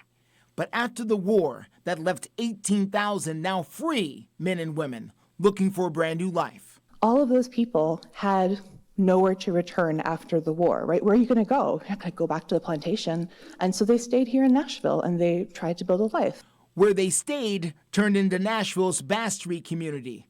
It's where thousands of homes were located for nearly a century. But in the 1960s, the winds of change began to blow across the city, and the government rolled out the interstate system. What would become I-65 cut right through the Bass Street community. So what happened to all of those who lived here? They went voluntarily because they were told, hey, your homes don't have electricity and water yet. In the 60s, can you believe it? It didn't have electricity and water in the 60s. And they were promised electricity and water if they would go, but they weren't all placed in the same place. So they had to lose the neighborhood that they had had for almost a century. Nowadays, there's very few reminders of what was the Bass Street community. There's still a Bass Street. It's where the Adventure Science Center is located. There's still a Bass Street Baptist Church. It's just located 10 miles away on Brick Church Pike. It's Black history, hidden in plain sight. I'm Justin McFarland, Fox 17 News, your Code Red station. Justin, thank you. An interesting history lesson. Yeah. All right, this morning, getting to some consumer news. The Federal Communications Commission, the FCC, has now outlawed those scam robocalls we've been getting featuring fake artificial intelligence created voices. Well, it's a crackdown on deep fake technology that experts say really could undermine election security or increase fraud. The unanimous vote extends anti-robocall rules to cover AI deepfake calls by recognizing those voices as artificial under a federal law governing telemarketing and also robocalling. Yeah, so the FCC says that it does give these state attorneys general more legal tools now to pursue these illegal robocallers that use AI-generated voices to impersonate celebrities, politicians, even your family members. That decision coming weeks after a fake robocall impersonating President Biden targeted thousands of New Hampshire voters. 5:50 is the time. We're checking in now about the Friday forecast because depending on where you live, those showers already popping up. That they are, and they're going to continue to pop up throughout the morning and the afternoon. And really, it's a very fluid situation because every 5 minutes or so, someone else is getting the rain and someone else is seeing it die down for a few minutes. And then it kind of pulls back into that same area that just started to dry out. Here's what radar looks like right now. We have really worked into 3 bands of rain in the last hour that are all kind of feeding off of each other as they move from the bottom left-hand side of your screen to the top right-hand side. So let's take a look at and zoom in here to a few areas where the rain is going to pick back up. Dickson, I would say any minute now you're going to start with some more light rainfall for a good 15-20 minutes. Charlotte as well. So, folks, again, along I-40, one more band of rain moving your direction as we speak, moving toward the Nashville area. You go down a little more toward the south and the west. Oranges and yellows indicating some more decent rainfall. At Lobelville, 7 minutes. Things will pick up a little bit.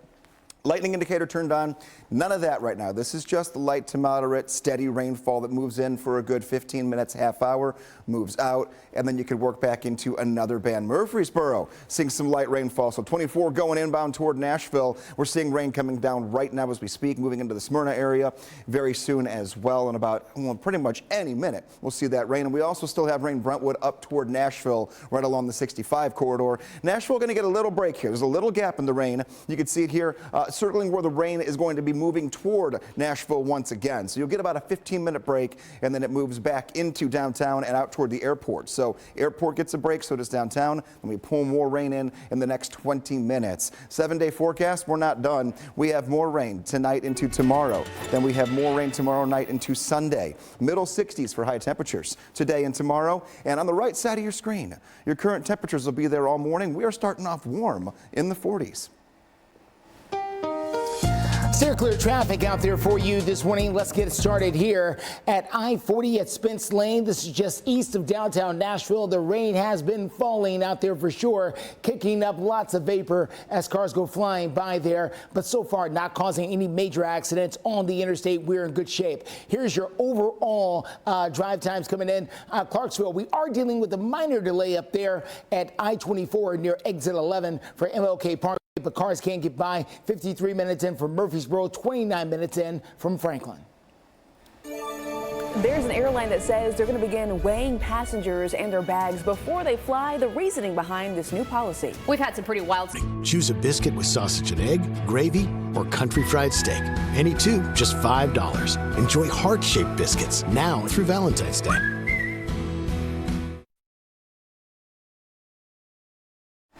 Welcome back. 5:55 is the time. Right now we're showing you a live look of the Nashville skyline. If you're just now waking up with us, do go ahead and pack your umbrella. Give yourself some extra time to hit the road.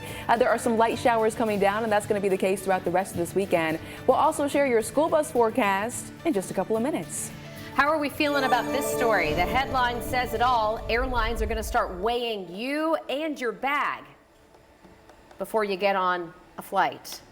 The Finnish airline Finnair announced this week they're starting with this new strategy to better understand and balance aircraft weight calculations. You know, typically they weigh your bags. Not me. They don't account for the exact weight of each passenger. They do that based on averages. Okay, well, the new policy is voluntary, and the airline really stressing passenger privacy, stating that it does not collect passenger names. The airline says they have seen about 600 volunteers already for this data collection. That's not would you do this? I mean, I don't really care, but for them to say they're not collecting your names, well, they already have your names. You're in the system. What do you mean you're not collecting names? That's a good point. Maybe they're not tying your weight to your name, but I mean, if it's in the interest of safety and they're trying to truly get a better calculation, then I don't have a problem with it personally, but I'm sure some folks will be upset. Yes. We're going to check in now with those school bus forecast updates. Good morning, Greg. I'm also wondering, do they show the weight? Like, is it visible? That's what I don't. Am I going to see it, and will other people see it? If I can go to a back room, I might volunteer. But there are way more questions than answers. Because now does my weight get combined with how much my carry-on can weigh? Yes. My carry-on. Well, I check. So do they kick you off the plane, or do they kick your bag off? At that point. Yeah, seriously. My bag gets to fly, but I don't. Fantastic. Taking a look here, bus stop forecast. Please, rain gear. You want the umbrellas. Want to make sure we have ways to stay dry today. Not a lot of wind, so an umbrella should be good enough for you. And this is going to be a morning where you might not have rain at the bus stop right now, but a half hour from now, an hour from now, pushes of rain could move in. You don't want to be caught off guard. And windshield wipers are going to be used this morning.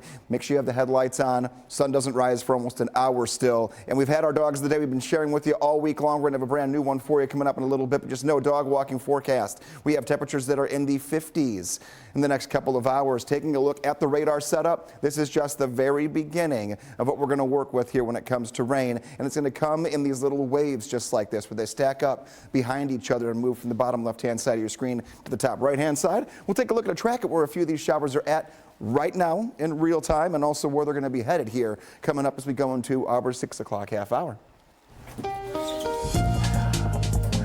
All right, steer clear traffic out there for you this morning. Let's get a quick look at some of those drive times in Clarksville to downtown in 58 minutes. Murfreesboro into downtown in 53 minutes this morning. And Franklin holding steady at 29 minutes. We're still dealing with that. Well, now, not anymore. Okay. So it seems like they've got it cleared up there on I-24 coming from MLK Parkway. We did have a slowdown up that direction earlier this morning because of a crash, but it would seem they've gotten that under control. Justin, thank you. Well, this is a story continues our streak of wild animal reports from the week. We've had horses, we've had cows. This is a kangaroo just hopping around an apartment complex in the Tampa area. The sheriff's office there says that deputies were getting calls and reports of a kangaroo on the loose.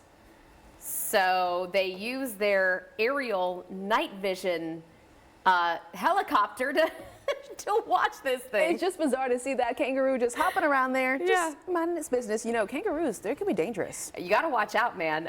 This one, by the way, though, has been reunited with its owner. And in case you were wondering, is it legal to have a kangaroo in Florida? Well, it is, but you have to have the proper permits.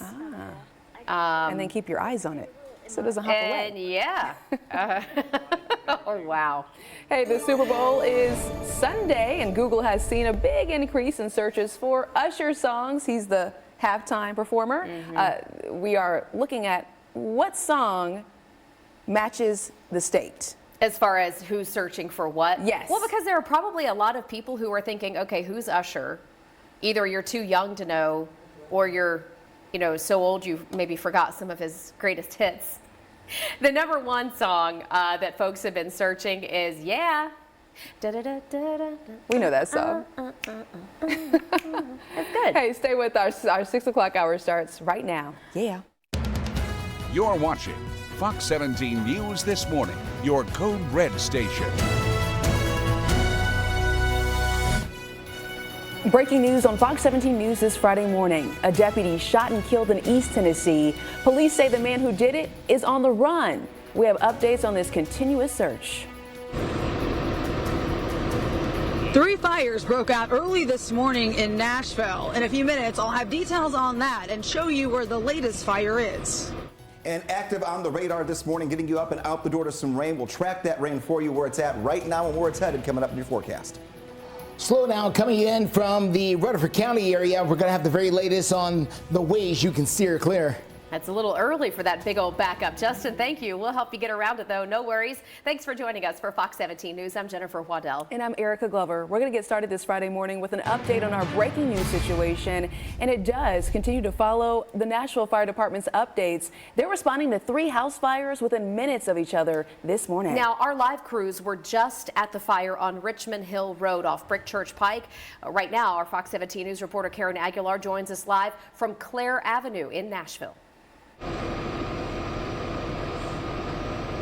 Well, that's right. You can see that there are fire trucks here currently on Clare Avenue. And if my photographer just pushes slightly to the left, you can see that firefighters are entering this home, 3005 Clare Avenue, checking for hot spots. The fire is out, but of course those hot spots could reignite, so they got to make sure that they get them all. Now, as of now, fire officials tell me that nobody has been hurt, and we're working to find out more details on the other fires in terms of the extent of the injuries. Earlier we spoke to you about Richmond Hill Drive. There was a fire there and 2 people were inside the home. The fire started in the kitchen, the investigator tells me, and that victim was taken to the hospital. So we'll keep you updated on what happens here along with what happens at Richmond Hill Drive. For now, I'm sending it back to you. Live in Nashville, Karen Aguilar, Fox 17 News, your Code Red station.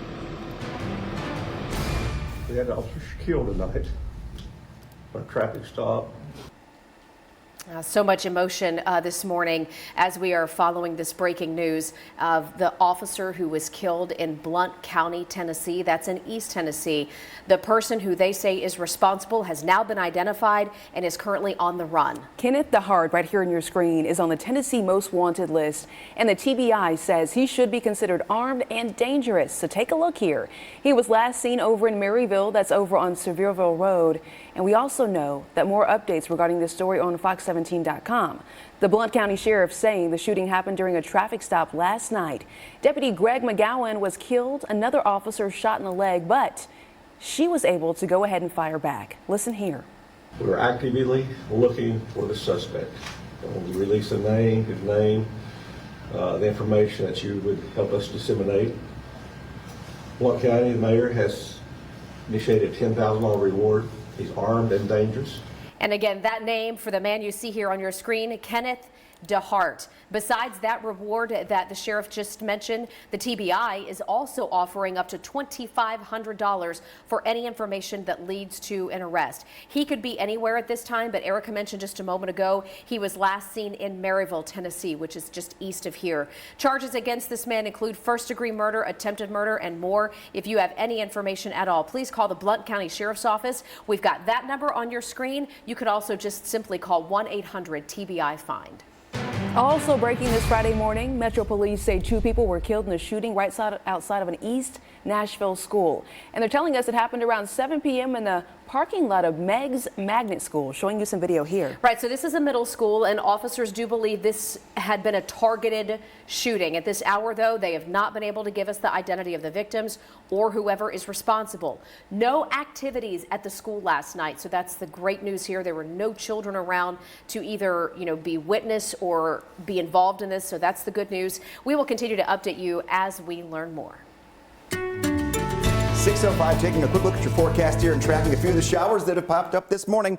Told you yesterday morning if you woke up with us that if you woke up with us this morning, I'd help get you out the door to some rain for the first time in a while to kick off a morning. So here's the big setup for us here. Murfreesboro up through the Smyrna area. We are seeing a pretty decent swath of some rain here that has settled in the last 15 to 20 minutes, and that is going to be causing some problems, I would assume, here when we get into the next stages of the next hour or two, just trying to get up and get out the door. A few more areas seeing some decent rainfall. We have Lebanon pushing out toward Flat Rock, and then eventually going to continue to move toward the north and toward the east. I want to get back near the Nashville area and take a look at some other places that are going to see a little bit of rain here. Nashville, you're going to get a little bit of a break. Hermitage, though, seeing the rain coming down. Same with Old Hickory. If you're in Mount Juliet, so think about skirting along I-40 here in the next half hour. Things will start to pick up, but Mount Juliet itself, 4 minutes from now, rain moves back in. And this is the most active morning we've had in quite some time. Nolensville, 22 minutes. But Franklin, you're about 5 minutes away from seeing one more downpour. You've already had 2 or 3 in the last 2 hours. We'll keep tracking the radar for you every 5 minutes this morning.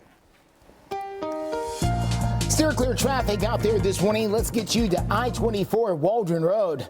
And we are already running into some slowdowns out there. We have not seen a crash register on the traffic data software, websites, cameras, all the things we use to keep up with the traffic here. We've not seen an accident as of yet. Doesn't mean one's not out here, just not registering, but it is causing a slowdown back behind it here, around 55 minutes in that drive right now from Murfreesboro into downtown. You can take Murfreesboro Road Road. And by the way, if you're going to take Murfreesboro Road, now is the time to do it before the school zones really start going out there this morning. Justin, thank you. 6:06 right now. And how are school shootings connected to fire alarms? Tough question, right? Well, we have some Tennessee lawmakers who are connecting the dots right now, and they want to change how schools. This Fox 17 This Morning newscast is sponsored by Sarah Chevrolet Buick GMC of Nashville.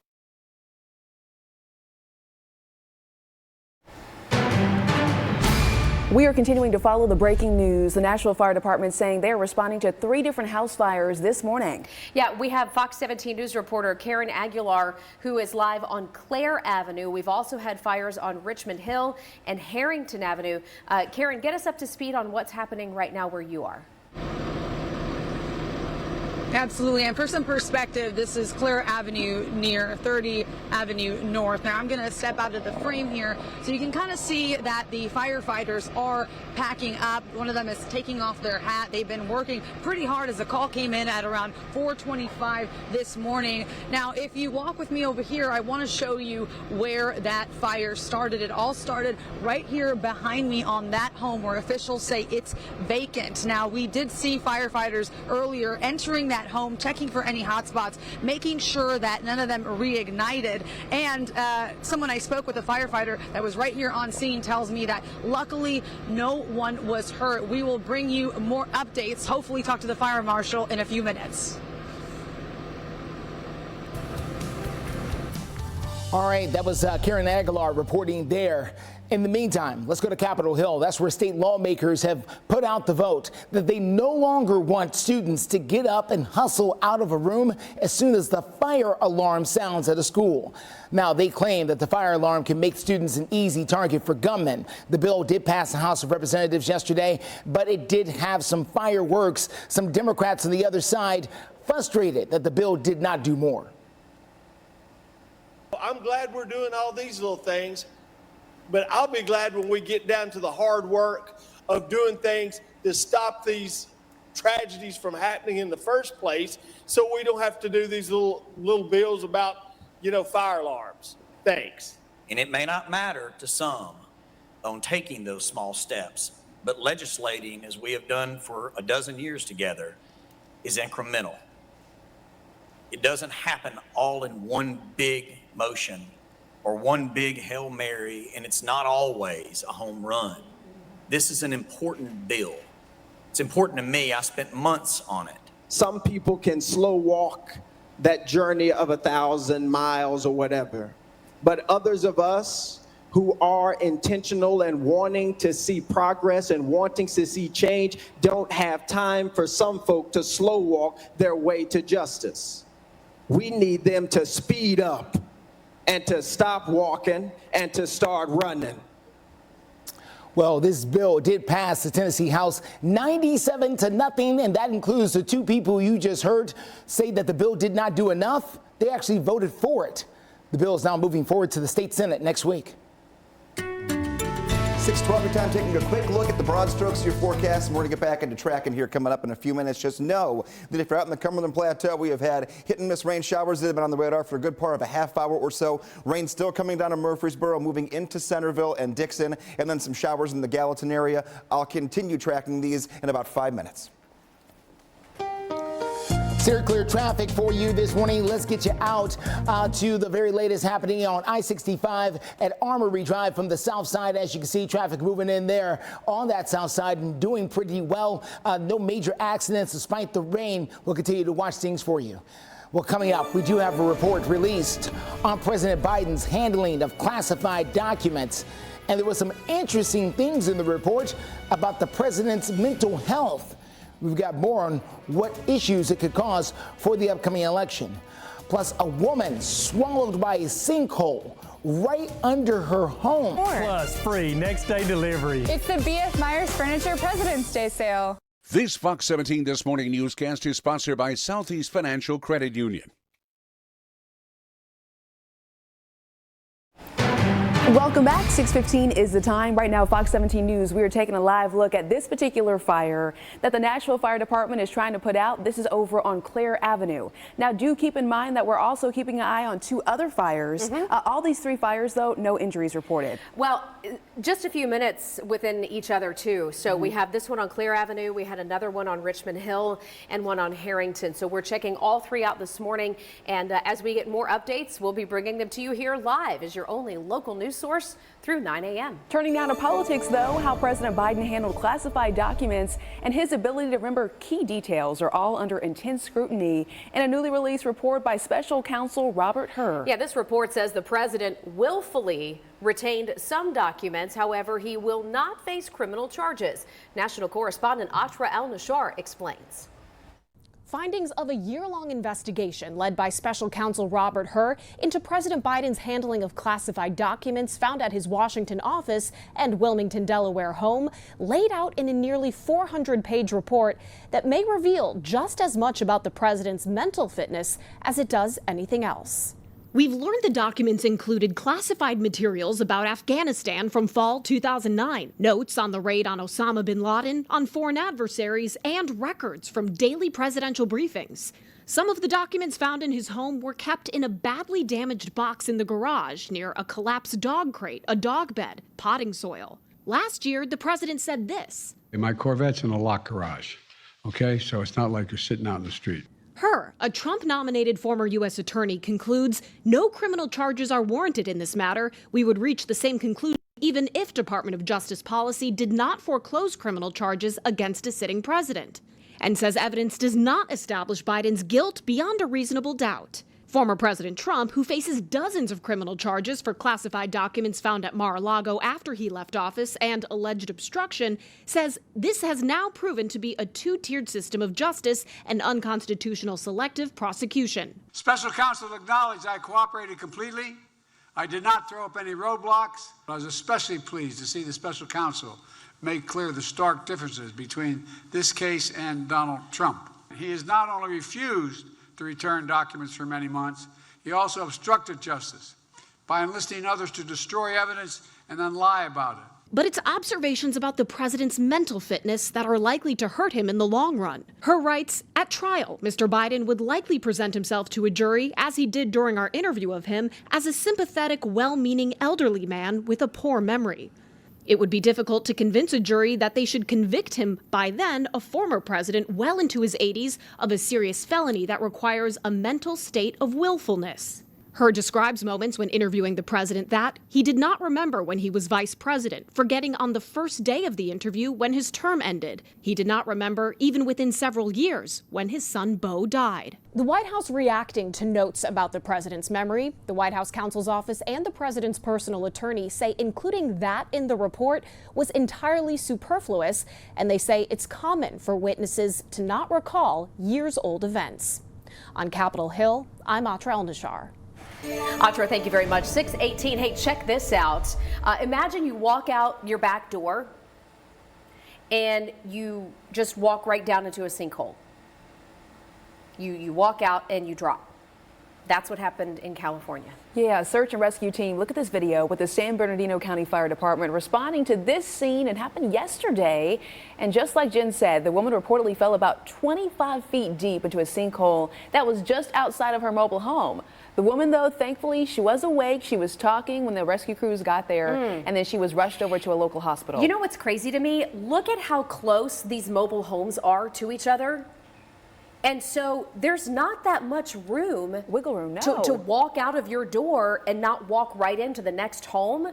So thank goodness her whole home didn't fall down in that thing. For sure. And by the way, they think that part of the issue at hand was the intense showers and rainfall that they've had in this part of the area. Yeah, they've had some flooding out there for sure. You know, we've seen the potholes here, thankfully no sinkholes. We had Division Street kind of crumble away down in the Gulch, but man, not a good situation. And then we have more rain today and throughout the rest of this weekend. We are just getting started here, so buckle up. We have 4 days worth of it. Buckle up, Buttercup. Erica, I've got to say, your reaction to Jen's question, Imagine walking out your door and falling into a sinkhole. I feel like that's like your worst nightmare. You just unlocked phobia.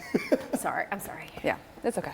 It'll be okay. It won't happen here. No sinkholes in our future here, hopefully. Taking a look at the radar. I mentioned I'd be tracking for you. Let's just dive right in. Start taking a look at where the rain is at and where it's headed for us so we know what we're getting into as we head out the door. Sun is still not up yet, and kids are going to the bus stops. They need the rain gear this morning. Taking a look at the big picture, very hit and miss. We find these small little cells and we track them individually so we know what is going on. We have some rain making its way back into Nashville. This will not last long, but it will put down another little quick surge of light rainfall here. It'll make its way into town in about 10 minutes. Keep that in mind. If we go down toward the south just a little bit more, we do have some more well-organized rain when it comes to yellows and oranges here that are popping up. Lewisburg getting some decent rainfall. All of this moving from the bottom left-hand side of your screen to the top right-hand side of your screen. I want to put a track on some rain moving into Nolensville soon here. I would say within 5-10 minutes. Then Smyrna, you're about 25 minutes away from rain coming back into your neck of the woods. You've seen a couple pushes of it already, and this is going to be the pattern we have all morning and all afternoon. I've got a reverse track on this if you're in Murfreesboro. What I mean by that is I'm taking the end of the shower right here and pulling them through the Murfreesboro area. I would say still another 15-20 minutes of rain before things get a little bit better and you get a little bit of a brief dry time before the next batch of rain moves in. Steer clear traffic for you this morning. Let's take a quick look here at I-24 at Sam Ridley Parkway. Should make that drive in from the Rutherford County area. As you can see, traffic is moving there, and things are a bit slow. Things are a bit congested here as you approach Stonecrest Medical Center there in the Rutherford County area. So the backup is going to cost you some additional time. We are now under or over a full hour now getting down from Murfreesboro. Let's show it to you here. There it is, 61 minutes now from Murfreesboro into downtown. No accidents we can find. This is just congestion. All your friends and neighbors getting out there on the road at the same time. Mount Juliet at 26 minutes. Kingston Springs 36 minutes in from the west side. Coming up, one source saying the Titans have found their new QB coach. The candidate and his Tennessee ties. That story in a couple of minutes. Hey, speaking of football, the NFL has also named honorees for big awards. The big winners, the big snubs. I can't wait to talk to Justin McFarland about this from last night. Thanks so much for waking up. Or hybrid mattress sets. It ends 8 p.m. President's Day at Sprints.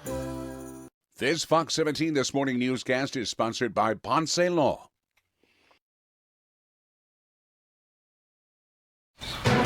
Good morning. I hope your day is off to a good start. We continue to keep you updated on breaking news this morning. 3 separate house fires in Nashville happening all within minutes of each other. The one you're taking a look at right now is just off Clare Avenue. The Nashville Fire Department telling us that they got the calls here this morning. And the good news in this fire, no one is injured. Now, we do know that over on Richmond Hill Drive, near Brick Church Pike, one person did go to the hospital in that fire. And then there was another one on Harrington Avenue, and no injuries reported in that one either. So we're going to get a live update as far as the cause on this one and any other details from Karen Aguilar in just a few minutes. It certainly seems the Titans have found their quarterback coach of the future. Not just quarterback, but quarterback coach, okay? According to the NFL Network, the Titans are reportedly hiring the former Las Vegas Raiders interim offensive coordinator, Bo Hardigree, okay? He's going to be the brand new quarterback's coach. Now, he served as the Raiders interim OC after they fired their former head coach, Josh McDaniels. Now, he led the Raiders to averaging about 23 points a game over the 9 games that he took over. Okay. He's also a Jackson, Tennessee native and played for Philip Fulmer at the University of Tennessee from 03 to 06. How about that? Hey, speaking of Tennessee and quarterbacks, you notice Will Levis is trending this morning. It's because he called a flop in the Celebrity Poker Tour in Vegas right now ahead of the Super Bowl. He was playing ping pong yesterday, too, out there. The odds of that happening, like slim to none. Slim to none. He's got everybody all worked up about that. Got the touch. Yeah. Overall recognition for some of the biggest names in football at the 2024 NFL Honors Ceremony took place overnight. Lamar Jackson got the biggest award of the night. The Baltimore Ravens quarterback was named the Associated Press Most Valuable Player. By the way, this is his second MVP award. He led the Ravens to a regular season best 14-5 record and the #1 seed in the AFC, but they lost. to the Kansas City Chiefs, who are now preparing for the Super Bowl. And the Associated Press Coach of the Year, Cleveland Browns, Kevin Stefanski. He got them to their third playoff appearance since 1999, even with injuries for his top players. Listen, getting the Browns to the playoffs is not the easiest thing to do. So, you get extra points for that. Just telling the truth up here. That's what happened. You also get extra points if you have some flair like this. Take a look at our dogs of the day. I'm showing dogs of the day right now and also combining the forecast because getting them outside, you really want to watch the radar with me very carefully as we go into the 6:30 half hour. We'll find those windows of opportunity to get outside. Max and Lucy sent in by Danny and Amanda. We're warm, 55 degrees by 9 o'clock and 60s later today, but pockets of rain on and off throughout this morning and into the afternoon. That's going to be the case for us. Taking a look right now and right here on top of the radar, well, bands of rain moving in that we're going to continue to track as we go into our 6:30 half hour. Steer clear traffic out there this morning as we take a look at some of those drive times out there. We're still over an hour as you make that drive in from Murfreesboro into downtown Nashville right now. That's because of that rain that continues to fall. Watching you drive from the north side, 65 to 24, you can see that for yourself. Things are starting to slow down from the north side.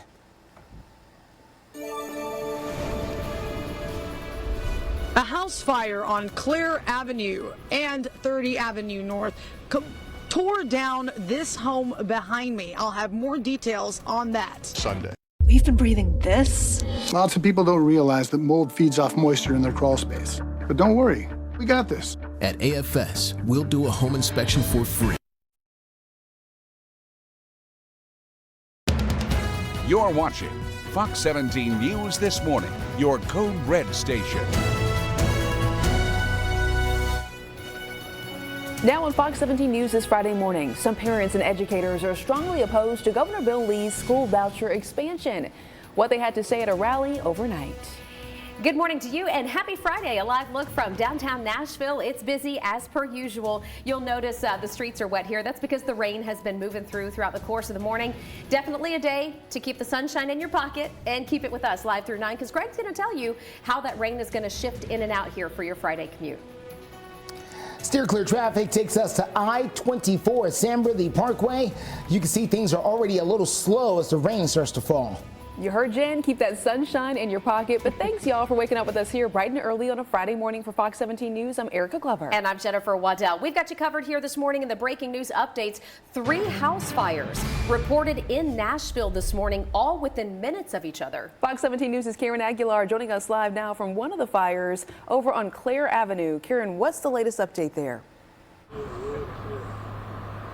Well, I want you to take a look at the house behind me. You can see that there is insulation coming out of this wall that the fire tore through, and there is charred wood on the ground. Also, we've seen firefighters working hard since about 4:25 this morning, taking off their hats and trying to clean up the area here, trying to find any hot spots. Now, I'm here with Fire Marshal Eric McBroom, who tells us the details of how potentially this fire might have started, and what do you know?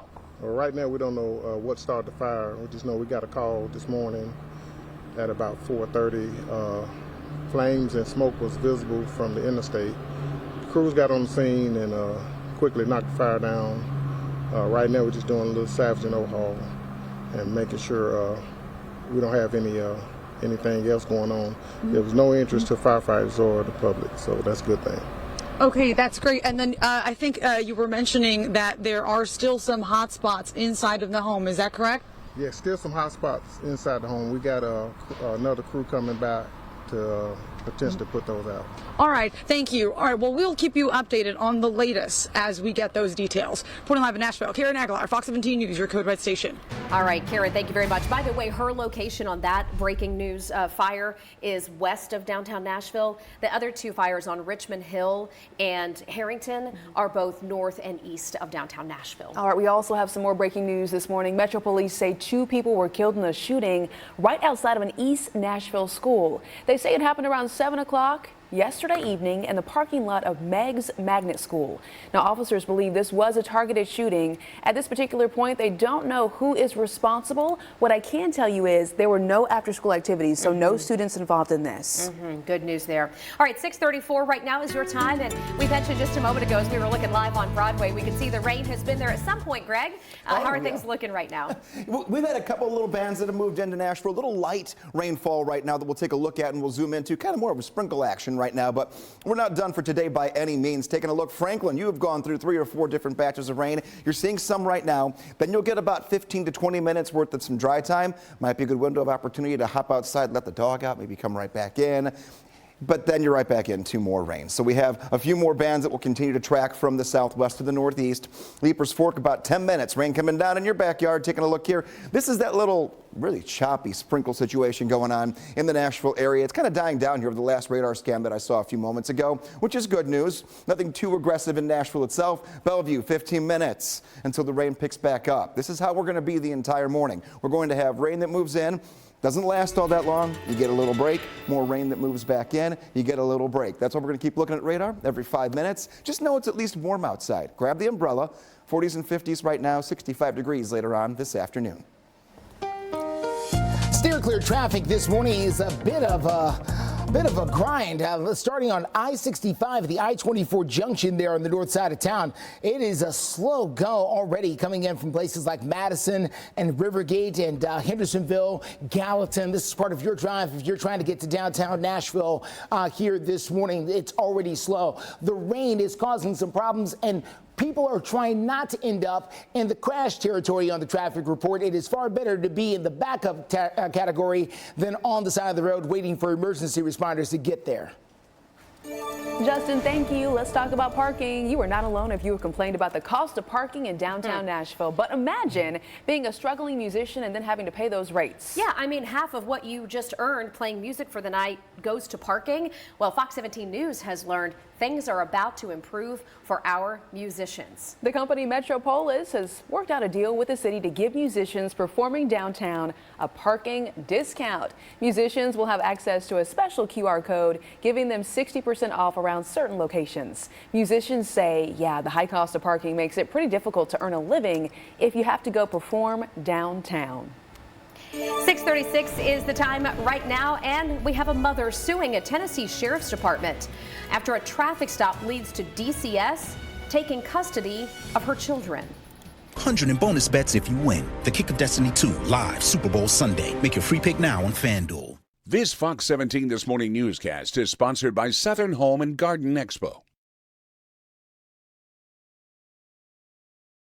6:39, taking a look at, let's move forward. We keep looking at the radar and tracking. I want to show you what's coming our way after we're done with the morning hours and going toward the afternoon. We'll keep looking at radar, keep getting you out the door and finding the rain for you. 7 o'clock going into the later stages of this morning.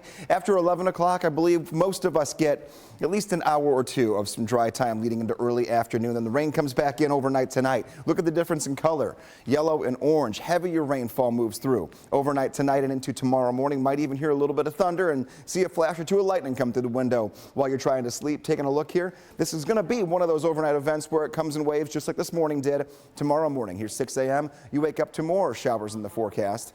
Pretty dry for the afternoon hours, but then the evening settles into more shower and potentially thunderstorm activity, carrying us into our Sunday. So a few hours of dry time this afternoon, and hopefully, if all shakes out well, a few hours of afternoon dry time tomorrow as well.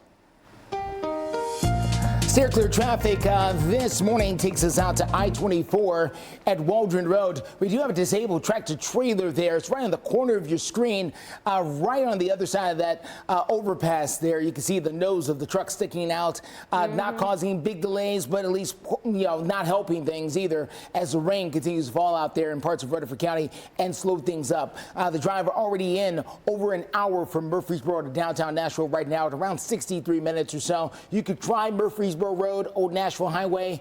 Just know everywhere it's going to be a bit slow. And you know what, too, Justin, I was just thinking with regards to the rain, it makes it harder to see the potholes, too. Oh, yeah. So just take it extra slow out there. Please. Be careful. All right, Operation Crime and Justice now.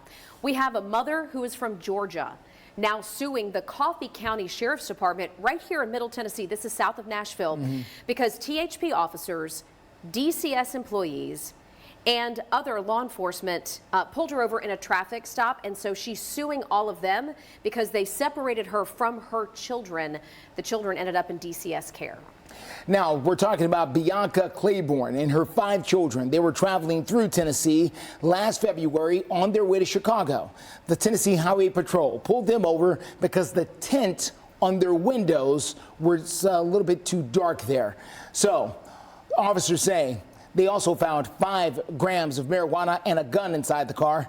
Claiborne's attorney says law enforcement detained her client without cause and inflicted emotional trauma on the family. The attorney says could take around 3 months to get a court date.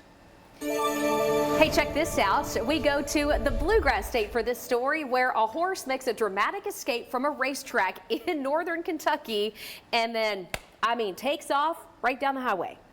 Thankfully, this ends in a positive way. Down the stretch they come.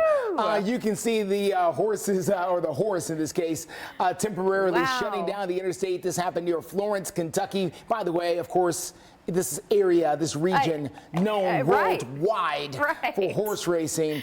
They were actually able to get this horse back under control, safe and sound. One of the trainers able to corral and calm. You see them there with the petting, the calming of the horse. Imagine you're in traffic and you see a horse running down beside you on the interstate. Is it really all that unusual in Kentucky, though? We saw the llamas being walked earlier this week, and, moose on the loose in Washington State. So, here we are participating. You know what I'd love to know? I would love to know that horse's name.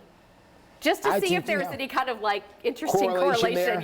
To the roads. By the way, as we mentioned, the horse is fine. They did get it loaded back in a trailer and had a couple of scratches and whatnot, but otherwise it's just fine. Well, some parents and educators are strongly opposed to Governor Lee's school voucher expansion. We're going to tell you what they had to say at a rally overnight. And law enforcement warning parents right now that Right at 7 on Fox 17. This Fox 17 This Morning newscast is sponsored by Eurostone.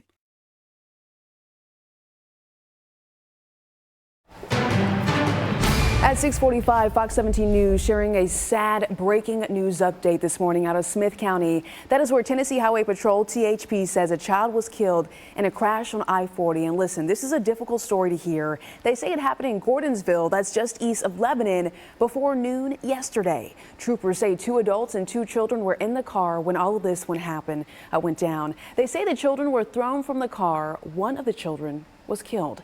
The second child and both adults were then rushed to the hospital. We're also told charges against the driver are pending.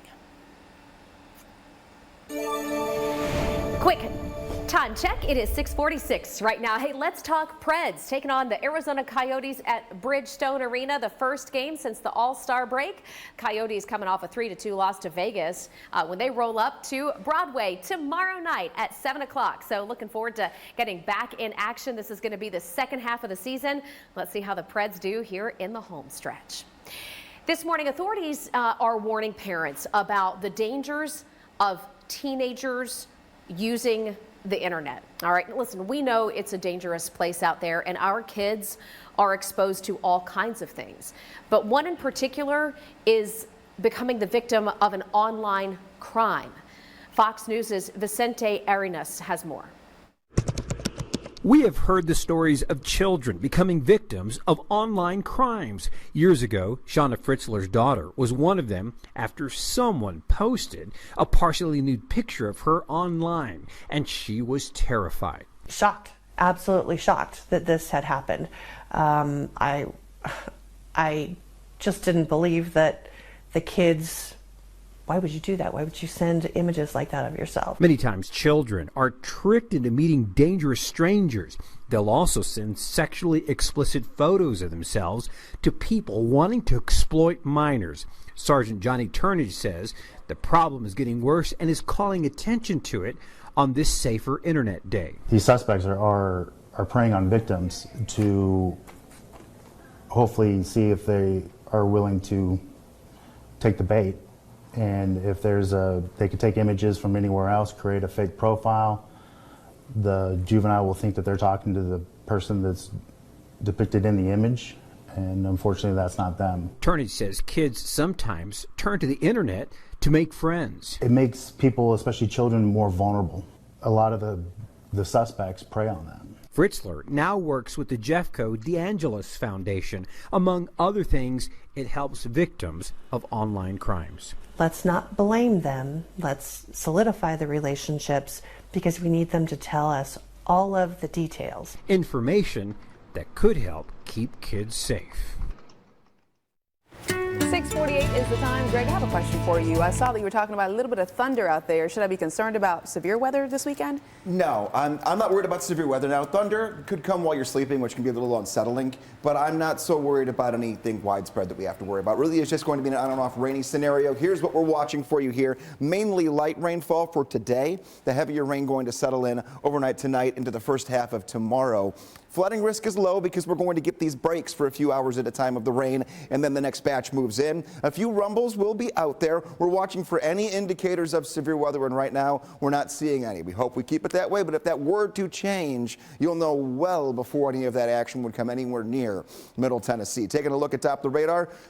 Very similar story, that not much has really changed here in terms of how the rain is attempting to get organized and then dying down, and a couple bands of it here moving through. Leapers Fork happening right now. Franklin, you're getting a little break, and then about 12 minutes from now, all of this starts to move in, and you may go for an hour or two getting some decent rainfall if it all holds together. That's the catch here. Moving forward, moving out toward Watertown, 20 minutes. This is a little less organized and a little bit weaker. You can tell it's weaker because we don't have as much yellow and orange. We only have the greens, which is that steady or pitter-patter of rain that comes down for you. And then taking a look down toward the south and the east, we have more rain moving up to the right-hand side of your screen. That's the direction of all of the rain that we're seeing so far this morning, and we'll keep tracking it for you. As we go into our 7 o'clock half hour, we're going to be your only live and local news source giving you updates to the radar every 5 minutes as we keep getting our day started together here on this Friday. Weather Window, presented by the National Weather Desk. A look over Redding, California. It was underneath a blanket of valley fog Thursday morning. Meanwhile, in Montana, this video chimed in of a little backcountry skiing. And in northeast Wisconsin, a rare treat, rainbow sightings in February. Local viewers chimed in these photos. Usually there are lots of winter snow photos, but near record warmth is making things different this year.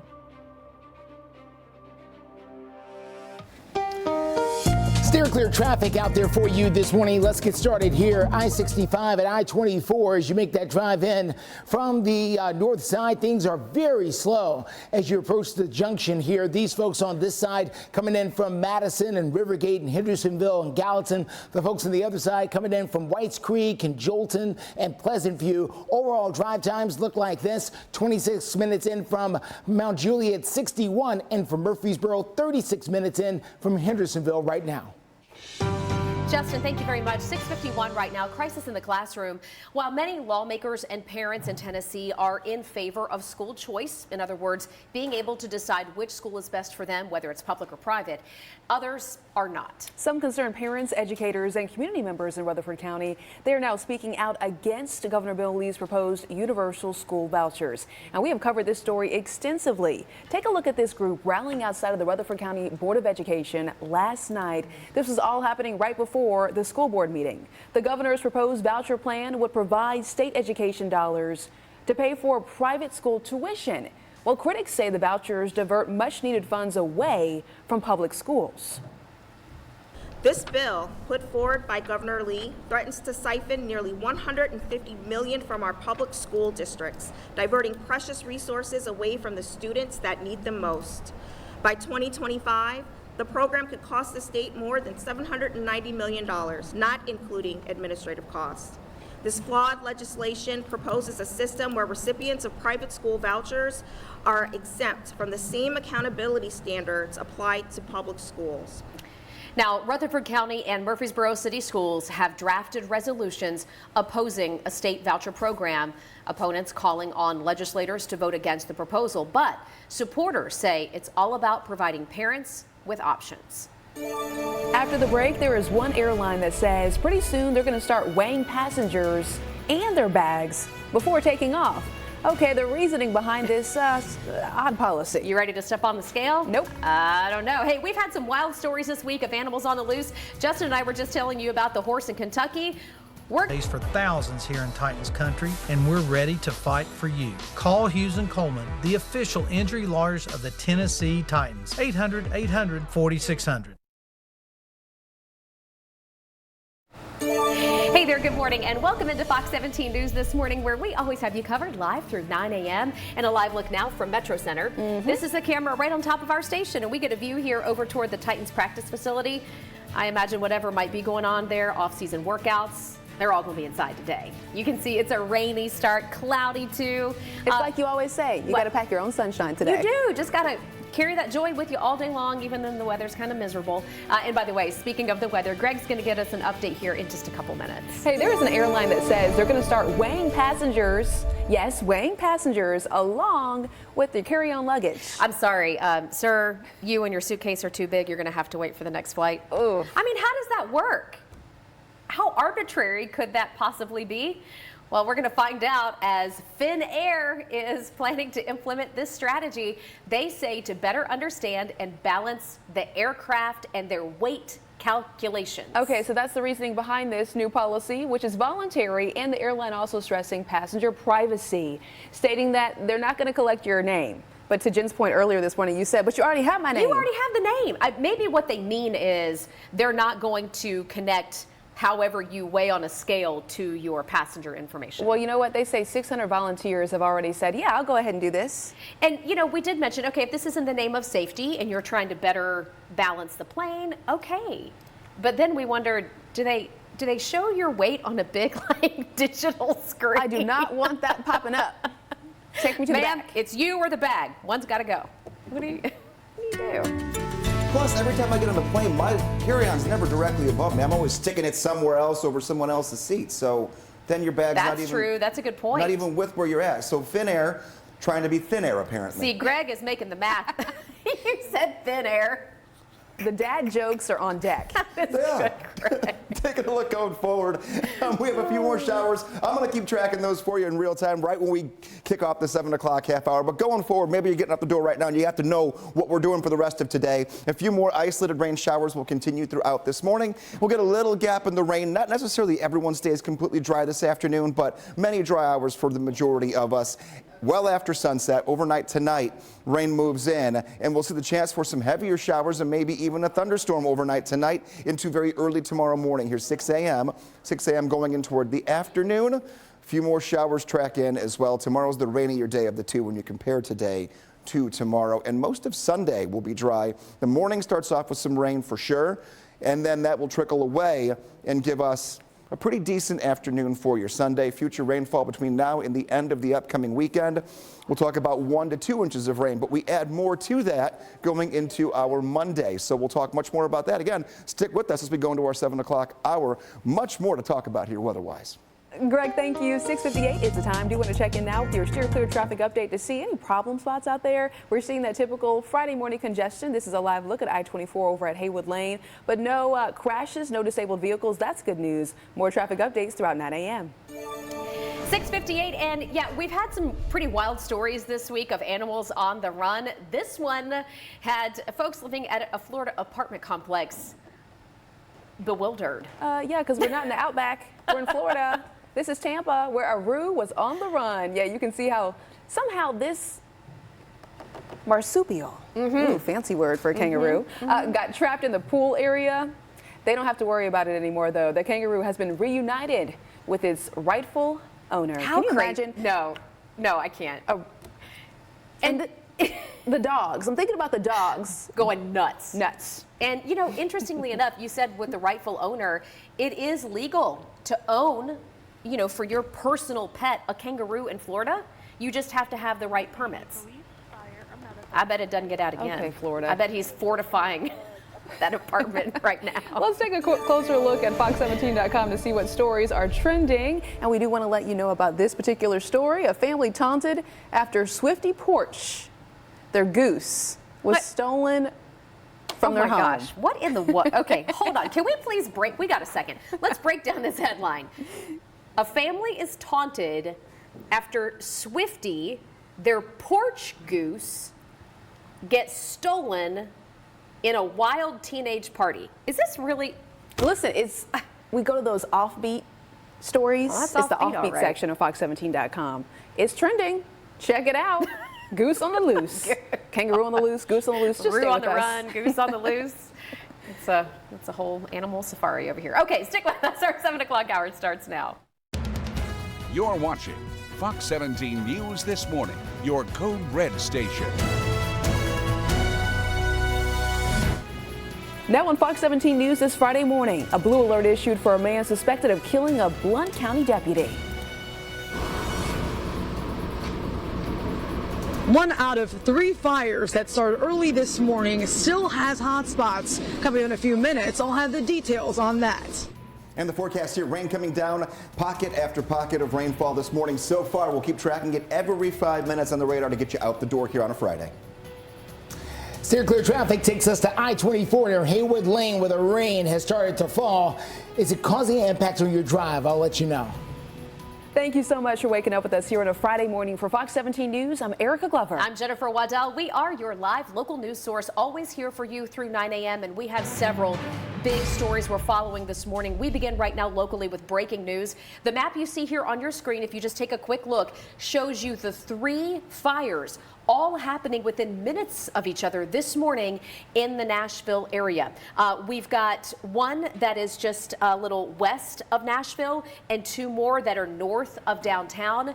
The fire on Richmond Hill, which is just off Brick Church Pike earlier this morning, is the one that did result in 1 person having to go to the hospital. And right now, Fox 17 News reporter Kieran Aguilar is joining us from the scene of another fire over on Clare Avenue. I know you were busy out there speaking with crews. What is your latest update? Yes, well, they're still investigating how the fire started, and they've been out here for hours. We can't really pass onto this road, but we can show you what they're doing at this moment. See that they're wrapping up that hose. As I mentioned, they've been out here for hours trying to put out that fire. And if my camera person pans to the left, I want you to see the extent of the damage of that home. Even though they were able to extinguish most of the fire, there are still some hot spots, which is why firefighters have been out here. They've been on parts of the roof putting out those hot spots to make sure that it doesn't reignite. And you can also see, I'm going to step a little bit onto this road since they are done cleaning here. Just want to show you that this home, this wall has been torn down by that fire, and it smells like soot. It's been over an hour, and you can see that there are pieces of wood on the ground. Now, we're wondering about the homeowner, because you can imagine losing a home like this is costly. At this moment, we've heard from some officials that it could be a vacant building, so we're working to find out if that's actually the case here. We'll have more details for you in the next half hour. Reporting live in Nashville, Karen Aguilar, Fox 17 News, your Code Red station. My friends behind me, they've had officers, and they've stood up here before you before. I haven't. It's the hardest thing I've ever done. So much emotion this morning coming to us from east of Nashville in Blount County, where their sheriff's department is mourning the death of a deputy at the hands of a man who they say fired the deadly shots. And the search for that man continues right now. Yes, here on Fox 17 News, we are continuing to get updates. We understand the Blount County Sheriff's Department says Deputy Greg McGowan was shot and killed last night during an attempted traffic stop. Well, they say it happened on Sevierville Road, that's over in Maryville. Police right now looking for the man on your screen. We want to give you a good look at him and tell you his name, Kenneth Wayne DeHart. There is a blue alert out right now. What that means is this man is wanted in connection to the death of a police officer. TBI says he is considered armed and dangerous, and there is right now several $1,000s being offered in rewards for any information that leads to an arrest. As Erica mentioned, the last time anybody saw him, he was in Maryville, which is east of Nashville. But please share this. We've got it posted on our Facebook page. Yes. We would encourage you to share it to get the word out with the hopes that maybe police can bring about justice swiftly.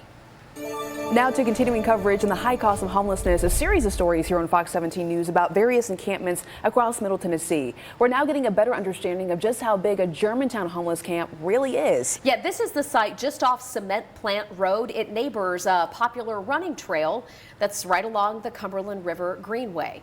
This encampment is now under the microscope after a man is accused of attacking a 25-year-old woman who was running the Greenway in this area.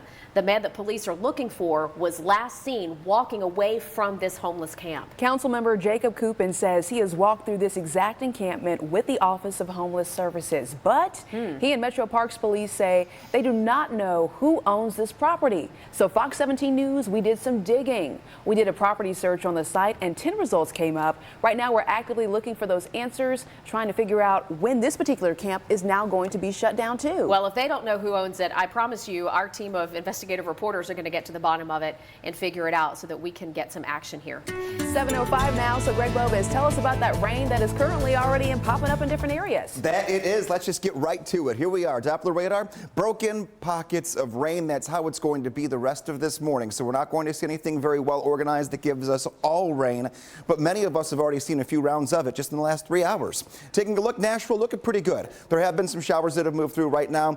Sprinkles at best, so not a whole lot moving your area or moving your way just yet. But maybe say you're hopping on 65 to head north toward Nashville, we have more rain moving in very quickly. It's light right now, Brentwood, all the way down toward, say maybe you want to get off near Franklin. Taking a look though, Franklin seeing some decent rainfall as far west as Leapers Fork into Franklin, moving its way toward I-65. It'll be there in about 10 minutes. It's going to pick up the yellows and the oranges a little bit on the heavier side, eventually getting back into the Laverne and Nolensville areas in about the next half hour. The next look, get more tracking on the radar for you coming your way in 5 minutes. Steer clear traffic out there for you this morning. Let's get you started here at I-65. This is near Armory Drive and I-440. We do have a disabled vehicle here on the shoulder of the road. This is a bad spot because what's going to happen is when emergency crews get here, it's going to force everybody over and that's going to slow things up. So if you know you got to get on 440 out towards the airport coming down from Brentwood and Franklin, just keep in mind that time from Franklin into town is about to get much slower.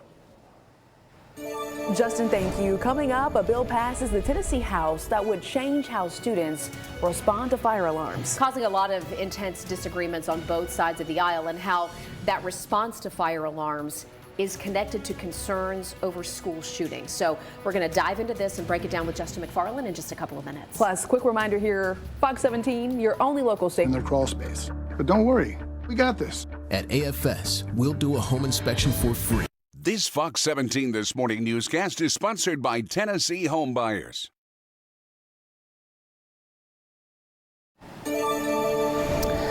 7:10 is the time. State lawmakers no longer want students in Tennessee schools to get up and hustle out of the room as soon as that fire alarm sounds.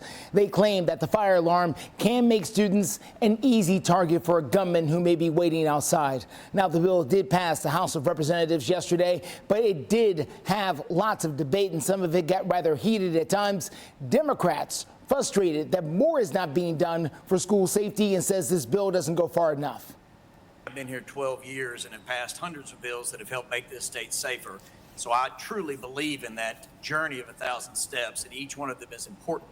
I value every single one of them, and I value the work of this body, and especially those members that have been here long, long before I ever got here, that were working on these issues and trying to improve our state. In your 12 years, it didn't prevent the Covenant shooting. It didn't prevent the 398 homicides in Memphis, Tennessee. It didn't prevent gun violence being the #1 killer of children in our state. It didn't prevent all of that. So you may have been doing a lot for 12 years, but you got a whole lot more that you need to do.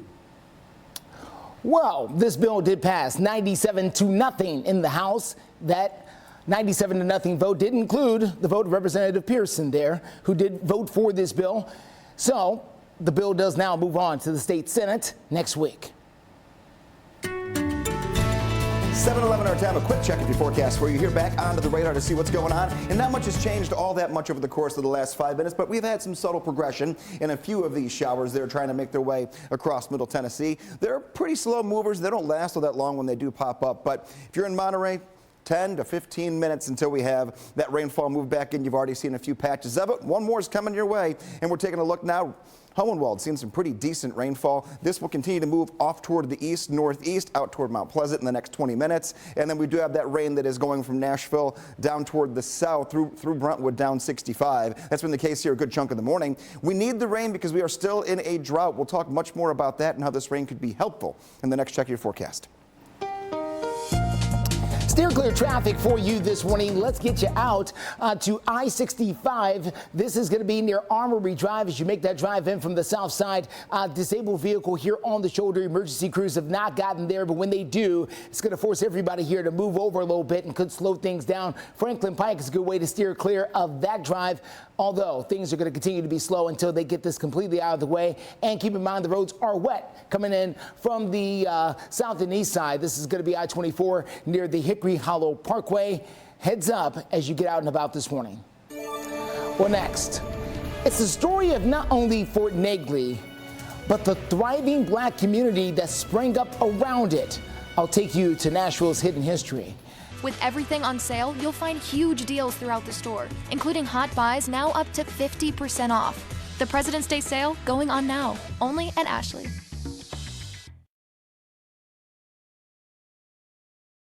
For years, there has been an ongoing effort to raise money and awareness for the restoration of Fort Negley. The fort is just south of downtown Nashville. You can't miss it, and was a critical part of the Union Army's effort to hold on to the city during the Civil War. Yeah, it's right behind the Adventure Science Center, the pyramid that you'll see right near the interstate. But what you might not know is Fort Negley was more than just a military base. It was the beginning of an entire neighborhood. Fox 17 News' Justin McFarland telling us how the Bass Street neighborhood came and then went. This is what Fort Negley used to look like in all of its glory. Back in the 1860s, the American flag waving high. It was a stronghold for the Union Army, but it was built by Nashville's black population. It was the Battle of the Civil War that had the largest African American participation. There were 13,000 black soldiers who were in the segregated regiments. Dr. Angela Sutton from Vanderbilt University says that there was 13,000 who fought in the Battle of Nashville, but 5,000 more black men and women who helped to build and maintain Fort Negley. But after the war, that left 18,000 now free men and women looking for a brand new life. All of those people had nowhere to return after the war, right? Where are you going to go? You're not going to go back to the plantation. And so they stayed here in Nashville and they tried to build a life. Where they stayed turned into Nashville's Bass Street community. It's where thousands of homes were located for nearly a century. But in the 1960s, the winds of change began to blow across the city, and the government rolled out the interstate system. What would become I-65 cut right through the Bass Street community. So what happened to all of those who lived here? They went voluntarily because they were told, hey, your homes don't have electricity and water yet. In the 60s, can you believe it? It didn't have electricity and water in the 60s. And they were promised electricity and water if they would go, but they weren't all placed in the same place. So they had to lose the neighborhood that they had had for almost a century. Nowadays, there's very few reminders of what was the Bass Street community. There's still a Bass Street. It's where the Adventure Science Center is located. There's still a Bass Street Baptist Church. It's just located 10 miles away on Brick Church Pike. It's black history, hidden in plain sight. I'm Justin McFarland, Fox 17 News, your Code Red station. 7:17 is the time now. We're checking in for that weekend forecast. Weekend is here. It's going to be rainy. Yeah, as long as you have the appropriate accessories, you'll be okay for the weekend. I mean, it's not going to be severe weather, but we're going to have quite a bit of rain on and off. So what's new this morning as you wake up? We're tracking things. We haven't done that in the morning in a long time. Rain is coming down. It's hitting a lot of our main highways here this morning, kind of round after round. That's how it's going to be for the rest of this morning. Our pattern of showers begins. We've been talking about it all week. Now we're on day 1 of 4 in a row where we're going to have a chance for rain. We're not raining every hour of every day, though, so keep that in mind. Storm chances heading into Saturday. They're there, a clap of 2 or thunder, but as of right now, we're not concerned about severe weather. So we're going to keep it all clear for Code Red. Taking a look at Doppler radar. Cookeville, you're seeing a little bit of rainfall right now. Most of our rain is pivoting just to the south of the Nashville area. We'll zoom in here. Columbia, not much happening right now. It's going to go like that. You're going to go from nothing to a really heavy downpour pretty quickly here in the next few minutes, and that will continue to move toward the east and the northeast for us here throughout the course of the morning. And then look at 65. We have had this portion of 65 that has just been getting inundated with rain on and off, and more heavy rainfall tracking through Franklin right now, going to pass over that corridor coming up in the next little bit. Going off toward the north and the east, Antioch, you've had 3 or 4 rounds of rain. Light greens meaning lighter rainfall starting to track into your neighborhood once again. We have to get used to it. That's how this pattern is going to be. You're going to get rain for a little bit of a break. Then the rain will pick up and you'll get a break. That's what we're going to keep tracking every 5 minutes for you. Just know we're warm. Right side of your screen, current temps are in the 40s. Afternoon high, 65 degrees. Steer clear traffic out there for you this morning, getting started with this crash on I-65 at Armory Drive. I tried to warn you, and here we are.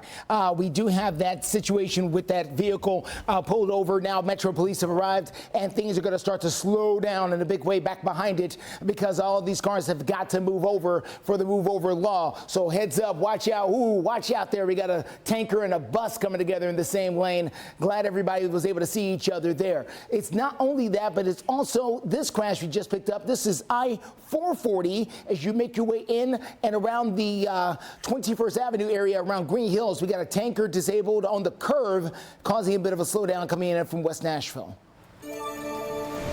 Justin, thank you. 7:20 is the time right now. Looking ahead to this weekend, Tennessee Highway Patrol is issuing a warning to anybody who's going to be driving. That is correct. They say if you plan on drinking this Super Bowl Sunday, do not get behind the wheel. If you are drinking and driving, you're driving recklessly, you're making terrible choices that are putting other individuals at risk. That's absolutely unacceptable.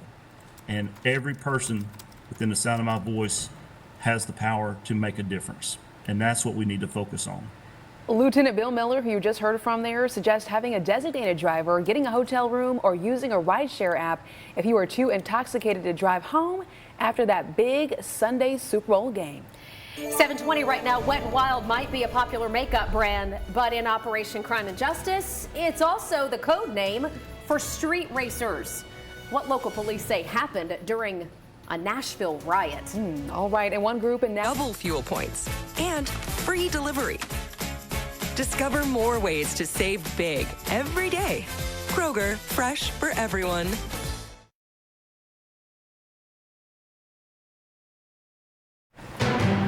We have a breaking news update here on Fox 17 News this morning. The Marine Corps says they have notified the families of each of the 5 Marines killed in a helicopter crash over in California. Now, the Super Stallion went down during the stormy weather in the mountainous area, outside of San Diego Tuesday night. Marines have been stationed at the crash site around the clock to keep watch over their fallen soldiers, taking shifts throughout the night. Now, over the next couple of weeks, the Marine Corps says they're going to be thoroughly investigating. The names of the Marines are expected to be shared sometime later today. We'll be sure to update this story once the names are shared over on fox17.com.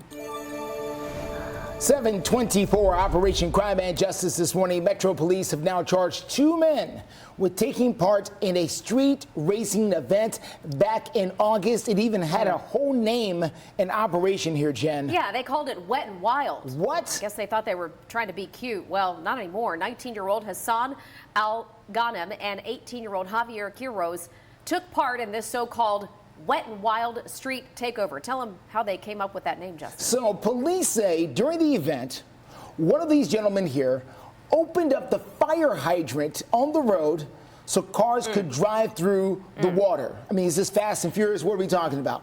He's now charged with vandalism and engaging in a riot. The other person there is charged with also engaging in a riot and reckless endangerment, so they both are. By the way, if you think back to last summer, this is a story that we first brought you in August. It happened at the intersection of Bell Road and Murfreesboro Pike. Wow, busy area of town to be certain. One of the busiest intersections in town. Yeah. Wow. All right, we have an update this morning now on the cost of parking in downtown Nashville. Listen, you're not alone if you've complained about how expensive it is, but imagine being a musician, maybe even a struggling musician, barely scraping through the night to get some money, and then you got to go pay a $50 parking bill. Yeah. Well, things are about to change for those musicians. They certainly are. Metropolis has worked out a deal with the musicians to give them a downtown parking discount. Now listen to this. Musicians will have access to a special QR code, and it gives them 60% off of parking around certain locations. Okay. Well, maybe that'll help with the haul. You know, a lot of them can't get into the loading zones. Yep. And they're carting all their gear from blocks. Whole other challenge. Yes, oh my God, it absolutely is. And it's also a challenge getting your dog outside in rain like this, depending upon how finicky your dog is or not. Take a look here. Our dogs of the day, Max and Lucy, telling the story for us here this morning about trying to find those dry pockets like I'm doing here on the radar for you every few minutes. We're warm. 50s go to the middle 60s. There will be a few hours of dry time for most of us late morning into early afternoon. Keep that in mind. But this is the setup we've got here. Our next weather maker really is still fairly off to our west, but we're getting the initial surge of moisture ahead of it over top. Now, when we go into our 7:30 half hour, I'm going to have a new look at future track for you, and I will also start honing in on a few more of these shoppers, where they're at, where they are headed, and which roadways may be getting impacted by active rainfall. That's all coming your way in a few. Steer clear traffic for you this morning. Okay, good news. They've been able to get that car out of the way that was on the shoulder of the road at I-65 at Armory, so that's going to open up all lanes, so we're doing a lot better over there.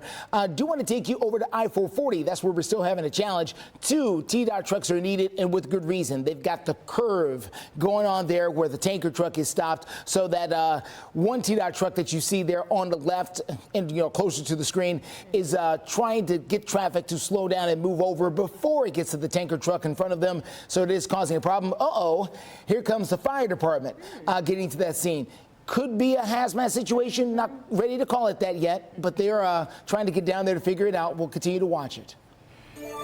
Metro Nashville used millions of dollars to donate to local nonprofits.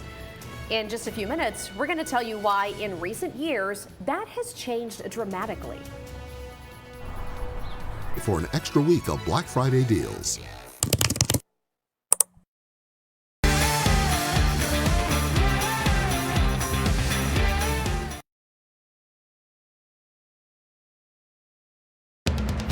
You're watching Fox 17 News This Morning, your Code Red station. We are waking up here to our first day of 4 days in a row with rain chances, and the rain is coming down now. The latest look at your radar and tracking when it could move into your neighborhood in just a few minutes. Steer clear traffic takes us over to I-440 at 21st Avenue. We're going to have the very latest ways to deal with this coming up in a few. A lot to get to. Do want to start, though, by thanking you for waking up with us here on a Friday morning. For Fox 17 News, I'm Erica Glover. And I'm Jennifer Waddell. We've got you covered live through 9, and we have had a lot of big local breaking news stories here on this Friday. We begin in Nashville, where we have had 3 separate house fires. They all happened within minutes of each other earlier this morning. Yeah, so first our live crews were on Richmond Hill Road. That's off of Brick Church Pike. That was earlier this morning. And now we have Fox 17 News' Karen Aguilar at a different scene. Yeah, so she's off Clare Avenue, which is west of Nashville. Karen, get us up to speed.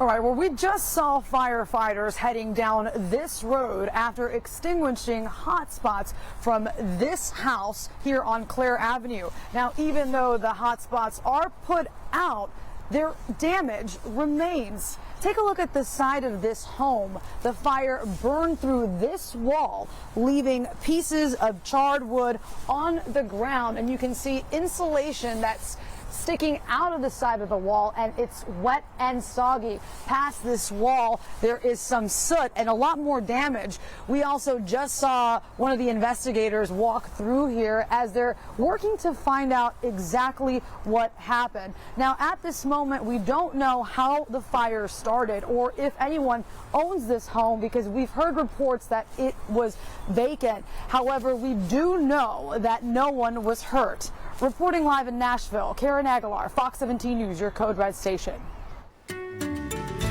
7:32 here this morning, and we are waking up to rain for the first time in the morning here in quite some time. Taking a look at top of the radar for you as we piece together what literally is like a puzzle piece worth of rain here. when it comes down to it. We've only had a few bands of them track through since about 3 o'clock in the morning, but we're going to continue to see this throughout the morning hours. I-65 going east now, so we had the heavier rainfall track over it, and now we're pulling it away toward the east and the northeast. Nolensville, about 20 minutes until another batch of rain. You have seen 4 or 5 in the last 2 hours that I've been tracking. The same with Mount Juliet. Now, your rain's been a little bit lighter in the green color than what we've been seeing down to the south, where the yellows and the oranges have picked up. Taking a look out to our upper elevations, Monterey, Cookeville, even Smithville seeing some rainfall right now. And then if you're in Sparta, lighter rainfall, again greens, but the yellow pockets, there are a couple of them that are off to our south and westernmost counties here. Taking a look at Columbia, we have a decent downpour right overhead in Lawrenceburg as well. You can tell by the yellows and the oranges where the heavier rainfall is at. We've got a batch that will continue to make its way toward the east. Eagleville, 20 minutes until your next round of rain makes its way. Steer clear traffic for you this morning. Let's get you out to I-440 at 21st Avenue. You can see for yourself what the traffic is doing there as you make that drive from West Nashville around Green Hills as you head towards I-65. They're dealing with a tanker right there that is on the shoulder of the road, and until they're able to get it out of the way, it's going to slow everything back up here behind it. So the best way to steer clear, Woodmont Boulevard, you can take that and get over to I-65 as well. Other things we're watching include, well, if we can find it, well, here we go. 24 at Hickory Hollow Parkway. As you head towards the tanker outlets, things are slow as that rain continues to fall. Justin, thank you so much. There is a nonprofit government watchdog group called OpenTheBooks.com, and they have found Metro Nashville awards millions of dollars each year to nonprofits that provide services to the community. But that funding is slowly being phased out as more of those services are being taken on by Metro departments. Interesting. Okay, so right now joined live this morning by Rachel O'Brien with OpenTheBooks.com to break down the findings. Rachel, how much money is Metro giving these services, and which ones? Yeah, so last fiscal year, there were 13 organizations that received a total of $3.3 million. And some of them are big names like the Nashville Area Chamber of Commerce, Legal Aid Society of Middle Tennessee, the Nashville Humane Association, the Symphony Association, and more. And so each organization must be a nonprofit, registered with the state, and they deliver services for the residents of Davidson County. And so every year, actually, the largest recipient is the Regional Transportation Authority. They get $1.8 million for the last several years, for the commuter service, bus and rail service. And so they got $25 million since 2009. The other organizations, they get about on average, $135,000. That's again like Adventure Science Center, the Nashville Business Incubation Center, the Nashville Civic Design Center, and more. Okay, so real quick, Rachel, explain to us why this funding has dropped in more detail. Yeah, so last fiscal year, $3.3 million. Before that, the funding had always been between $4 million and $5.8 million. And so that last fiscal year is very low compared to that. And so we asked Metro Finance, and they said, former Mayor Cooper had been giving this funding to nonprofits because they could provide the services for the city more efficiently. But some of those services are now being moved to the Metro departments responsible for providing those services. The cost is going to be, back in the operating budget. So just quickly, for instance, the Chamber of Commerce had been getting between $175,000 and $375,000 for several years. Okay. Last year they got $76,000. It's less than half. And a bunch of organizations you can see trends like that where their funding is cut in half. All right, Rachel O'Brien with OpenTheBooks.com. Thanks for sharing that insight this Friday morning. This next story is proof that when you see something, you should say something. How one person's sharp eye gets a suspected serial thief off the streets. And we do want to say thank you for waking up with us every morning. We're your only local station with traffic and weather updates live from 4 until 9. Taking a live look at that. Plus free next day delivery. It's the B.F. Myers Furniture President's Day sale. This Fox 17 This Morning newscast is sponsored by Ponce Law. I take 7:40 is the time. In Operation Crime and Justice, Metro Police say a citizen's tip led them to the arrest of a serial theft suspect. Yeah, the man on your screen right here is Luis Cardona. He is now facing all kinds of charges, including stealing a car and running from police and resisting arrest. He also, by the way, listen to this. This guy had 48 outstanding felony or misdemeanor warrants in Brentwood related to stealing from cars and stealing cars outright. Now, police say the caller provided a description and was able to provide home surveillance video as well that helped them in this case. Yeah, and again, this just goes back to that saying, if you see something, say something. Say something. No matter how insignificant you think it might be, what you've seen, or maybe, to your point, what you've captured on your doorbell camera. You never know what somebody's connected to. Could really help. 7:41 our time. A look at your forecast here. I'm going to take a moment here to work us through the entire weekend so you know what is in store. If you have to get out the door anytime soon, you'll know what you need is the umbrella every day. We have these choppy showers I've been tracking here for you this morning, and we'll continue to do so in about 5 minutes. But taking a look, future track at 11 a.m. Still, these isolated showers and a few downpours that are there. Early to mid-afternoon, the chance for a few hours of dry time are going to be there. We're not all going to stay completely dry, but most of us will. Fairly overcast. And then overnight tonight, here's midnight. Midnight taking us into 3 a.m. and then 6 a.m. tomorrow. Rain picks back up. We will once again wake up to showers on the radar for your Saturday. And then Saturday evening, here's 6 p.m. Late afternoon toward the evening hours, another round of rain moves in and lasts into the overnight of Saturday and fairly rainy very early on Sunday morning. The majority of the daylight hours on Sunday will be on the dry side for you, which is good news there before we do one last push of rain Sunday night into Monday, and that will spark cooler times for us. 65 later today, but by Tuesday, only 45 degrees for your high temperature. Steer clear traffic for you at 7:42. Quick look here at the I-440 area, I-440 around 21st Avenue as you make that drive around the curve there. TDOT's on the scene to make sure that everyone's on their best behavior while they deal with a disabled tanker truck on the shoulder of the road. So far, it looks like everybody is doing okay. Then just slowing down and the reduction in lanes. You can try to take Woodmont Boulevard, but it too is going to be a mess going that direction, coming in and around the West Nashville area towards Green Hills. The other thing we're following is back behind us. Here we are, I-24 and I-65 on that drive coming down from Jolton, from Whites Creek. This is as you approach I-65. Serious slowdown here around Bradley Parkway. You can try, if you can find it, Brick Church Pike, a good way to steer clear. But just keep in mind, you want to give yourself extra minutes because of congestion in that area.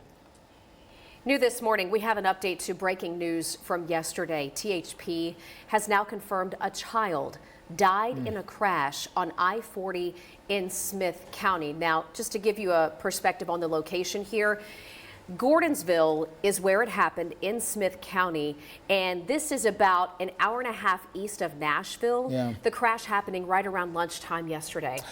Very, very sad situation here. Troopers say 2 adults and 2 children were in the car when this whole thing happened. They say the children were thrown from the car, and then one of the children was killed there on the interstate. The second child and both adults were taken to a local hospital, and we are told that charges against the driver are now pending. Well, and a couple of other details here. Neither of those children were wearing seatbelts, according to the police report, and the little boy who died just 11 years old. Well, coming up right here on Fox 17 News this morning, it's a Middle Tennessee spot with a very unique business model. Fox 17 News' Dennis Ferrier joins us here in studio with an update on how Sweet Jordan's is doing. Yeah, Dennis just walked in. Cannot wait to bring you that update. And right now we've learned a mother is suing. Mattress. I can keep buying tiny succulents. The right mattress matters. We'll find yours. At the President's Day sale, save up to 50% on top brands. Mattress Firm. 7:46 is the time right now. One of the most unique businesses in all of Tennessee is a place called Sweet Jordan's Bakery. It's in Paris, over in Henry County, and they have more than 24 special needs part-time employees. And it's a business that has suffered in part because of their unique mission. Here is Dennis Ferrier with a preview of tonight's Ferrier Files. Yeah, good morning. It's a rewarding but difficult business model. Sweet Jordan's is really more a ministry than a business. Thank you, guys. Have a good day. We first told you about Sweet Jordan's back in 2018, a brand new business built around helping special needs people build a life. So you got a soup and sandwich combo to go. Brad and Tommy St. John wanted their son Jordan to have something meaningful to do every day, not just him. Hot busy bee. Lots of special needs people in Henry County. Oh, fist bump. Sweet Jordan's ended up hiring more than 24 special needs employees. They are all part-time, so they can keep their disability benefits. Okay, is that all? Sweet Jordan's decided to be a for-profit business. Thank you. Because in a nonprofit, all these workers would have to be let go after 6 months to find other work. Coconut latte. For-profit allows them to stay here as long as they want. TennCare actually came in and tried to end the business because of technicalities. The backlash was unbelievable. Lawmakers and the governor stepped in and pulled the leash on TennCare. When they saw your story, everybody's like, look, we're on board. We're going to fix this. Nevertheless, the business suffers because it's so expensive to carry all these sweet people. Take this job and but not this one. Sweet Jordan's has asked for help, and boy, is it coming. I think as a Jeep community, we can make an impact here. So I actually signed up as an individual sponsor, and then I said, we can do more. Look at what happened on Saturday. 130 Jeeps caravanning to Sweet Jordan's to bless that business beyond words. Thanks for coming. This makes my heart so happy. Yeah. She was wiping away the tears. Oh yeah, well you can imagine like just people descending just to spend money. Yes. And sign up for sponsorships, which you'll see. And some other things have happened since the story airs. It's been, as you see it's been a tough road because I think whenever you do something really different outside of the box, there's difficulties, and that's why I remember when TennCare came to shut them down and the idea of being a for-profit. People say, well, why are you a for-profit? Well, for a very good reason. Right? Yes. Because if you're not for profit, you got to kick the people out of the door after 6 months, and where are they going to go? In Paris, Tennessee, who's going to hire them? People aren't lined up to hire some of these people. They're just not. You have done incredible stories over the years. This is one of my favorites. Oh, good. And you have more coming up tonight, right? I do. We got this whole incredible day, the biggest day in the history of Sweet Jordan's, and we were there. So yes. It'll be really great. All right, looking forward to it. Yeah. Dennis, thank you so much for waking up with us. Yeah. Always a pleasure. We're going to check in down with the rain showers out there. Oh yes, still coming down here in waves here across Middle Tennessee. We told you to wake up with us this morning and that help you get through it, and we're doing that right now. Let's start zooming into where some of the showers are at and where they're moving. So talking about areas like Nolensville, I told you 20 minutes ago you were going to have rain, and now you've got the rain coming down. Franklin, another push of rain, but the I-65 corridor getting a little bit better than it was, say, 20 minutes ago. Most of it is not seeing active rainfall right now. You get out towards Smyrna and Laverne here. Laverne moving in again right now. Smyrna, I would say a good 12 minutes, and you'll get another push of 15 to 20 minutes worth of some rainfall. Taking a look more toward the north and the east, Carthage, Gordonsville, about momentarily going to start seeing your first little sprinkles, but the bulk of this little tight band of lighter rain going to move in about 10 minutes or so from right now. Moving down toward the south and east of there, Sparta, you're getting rain right now, but it'll get a little more of a downpour scenario moves in for you in about 5-6 minutes. So keep that in mind. There are many dry pockets across Middle Tennessee, so you'll go from getting almost nothing like Eagleville right now to having to deal with all of this coming up in 15-20 minutes. So if you're not seeing rain right now, you might have a good 5-10 minute window to head outside, take the dog out, just do whatever you may have to quickly and get back in. I'll keep checking on the radar for you every 5 minutes as we go all the way through 9 o'clock. Steer clear traffic out there for you this morning. Let's take you around to I-440 near 21st Avenue as you make that drive there from the West Nashville area towards Green Hills. Still dealing with that disabled tanker right there on the shoulder of the road on that curve there. So heads up on that. We'll continue to watch the roads, let you know that the best way to steer clear is Woodmont Boulevard coming there from the south and west side. Here we go on I-24. You can see the raindrops still falling there. I-24 at Old Hickory Boulevard. This is out in the Antioch and Cambridge area. Traffic is still moving, but taking it slow. Lots of spacing out there for safety. In Operation Crime and Justice, there is a Georgia mother who is suing the Coffee County Sheriff's Department, THP officers, and DCS employees for a traffic stop that happened last year. That traffic stop resulted in that woman being separated from her children for several months. Those children going into DCS care because of the circumstances of the arrest for Bianca Claiborne. Her 5 children and Bianca were all driving through Tennessee last February. They were going to Chicago. Well, THP pulled her over because her window tint was too dark, and that's when officers say they found 5 grams of marijuana and a gun. Claiborne's attorney says law enforcement detained her client without cause and also inflicted emotional trauma on the family. All sorts of things that shouldn't have happened that ended up separating this mother and her 5 children for an incredibly long time. The mother was actually breastfeeding the youngest child, and her milk dried up as a consequence. She was apart from her child for so long. Well, that attorney says it could take about 3 months to get a court date for this particular case. Some more updates will come. If you're planning to watch the Super Bowl Sunday, there may be a few familiar faces, the local mid-states players that you'll see on the big screen. And if you're not interested in the Super Bowl itself, maybe you want to watch the Puppy Bowl. How precious. We're going to tell you how you can help Nashville's little furry friends. And a live look from Nashville right now. This is a dreary start to the day. We can see that in the weather, and we'll get you updated there. But also wanted to let you know that we have law enforcement both here in Nashville and across the state on high alert right now, searching for a man accused of killing a Tennessee. During one of the biggest Sprint's President's Day sales ever, save up to 50% off furniture and rugs and get 4 years no interest. It ends 8 p.m. President's Day at Sprint's.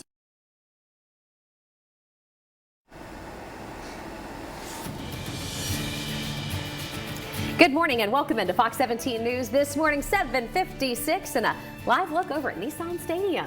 Yeah, we're talking about the Super Bowl. Super Bowl and the Titans reportedly hiring a new quarterback coach. So we will be taking a look at all those updates from overnight coming up in our 8 o'clock hour. And check this out. The Nashville Zoo is celebrating the Super Bowl with a local puppy bowl. Look, these cuties right here on the screen. And the stars are going to be adoptable pets from the Nashville Humane Association. This event is Sunday from 10 a.m. until 2. There's going to be music, food, and pet vendors.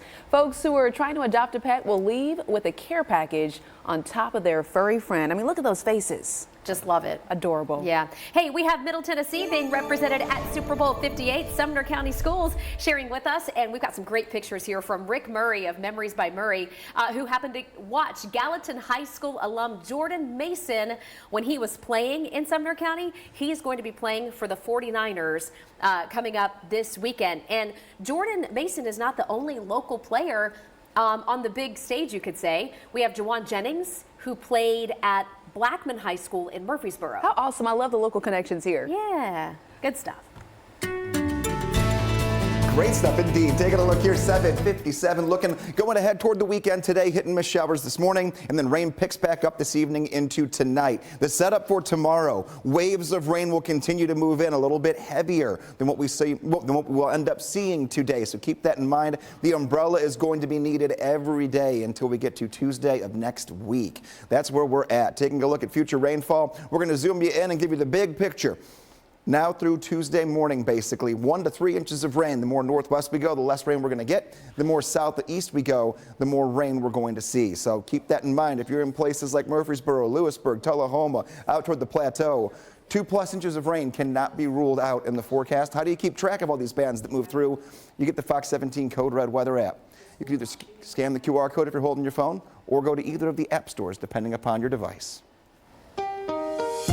All right, everyone, steer clear traffic this morning. Let's take you out to I-440 at 21st Avenue. We're still dealing with that slowdown there because of the tractor-trailer tanker that's over in that far shoulder, forcing that slowdown coming around the curve. So heads up in that particular area. You want to take Woodmont Boulevard to steer clear of this because that backup is going to happen there until they get that cleared out of the way. We're also following a big backup. If we can get to it, maybe not now. Okay, never mind. Listen, it's over on I-24, very close. Here it is now. I-24 at Hickory Hollow, very close to Old Hickory Boulevard. We'll continue to watch this, let you know the best ways to steer clear coming up in a few.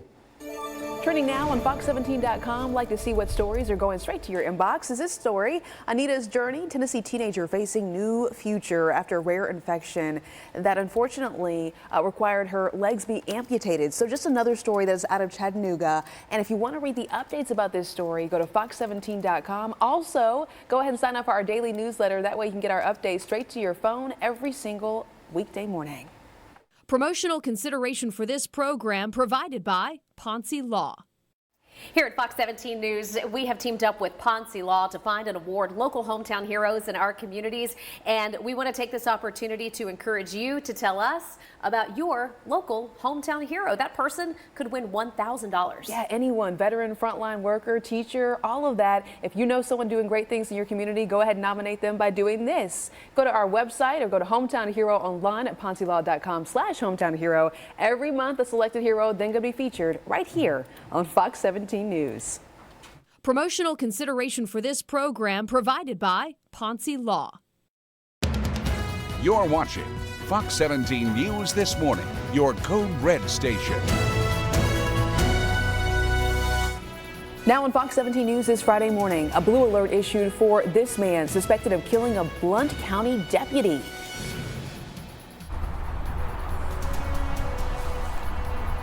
A fire burned down parts of a home on Clare Avenue. I'll show you the extent of the damage along with details in a few minutes. Waking up to rain on the radar, and it could slow you down this morning. We'll track what is out there and where it's headed for not just the rest of today, but the next 4 days in a row coming up in your forecast. Thank you so much for waking up with us here on a Friday morning. For Fox 17 News, I'm Erica Glover. And I'm Jennifer Waddell. We are glad to be your live local news source through 9 a.m. And today has been very busy with a lot of local breaking news headlines. So we want to get you updated right now. We begin with the breaking news right here from Nashville, where the fire department had to respond to 3 different house fires within minutes of each other this morning in both West Nashville and in 2 different locations north of downtown. Yeah, initially our crew were live on Richmond Hill. That's off of Brick Church Pike, and that was earlier this morning. But now Fox 17 News' Karen Aguilar joining us live from Clare Avenue, giving us another update on this particular fire. Well, good morning. I want you to see the extent of the damage that fire caused. On the top of this home, the roof has been burnt down. We've seen pieces of it as ash and soot. The roof being taken out from the front of the house to the back of the house. And the fire also burned through the glass, along with causing a ton of other damage. Take a look on my right. You can still see that there are pieces of wood on this what was once a patio, and that's just some of the damage. Now, as for what caused this fire, we're not sure. We did see fire marshals walking through this home, of course, carefully, because it could fall at any moment, especially after a fire happens. And they didn't give us any additional information on what could have caused it. We've also heard that this place was vacant when firefighters arrived on scene early this morning around 4:30. But we're working to find out who the homeowner might be of this home, because if you can imagine, this is thousands and thousands of dollars in damages. Reporting live in Nashville, Karen Aguilar, Fox 17 News, your Code Red station. My friends behind me, they've had officers, and they stood up here before you before. I haven't. It's the hardest thing I've ever done. Tough moments with the breaking news updates this morning. The search is active right now for the man accused of killing a deputy and then shooting another officer overnight. That man now on the Tennessee most wanted list, and we have brand new updates just moments ago coming in from the Blount County Sheriff's Office. Now, if you're not familiar, Blount County is in East Tennessee. Deputy Greg McGowan shot and killed overnight while he was trying to make a traffic stop on Sevierville Road in Maryville.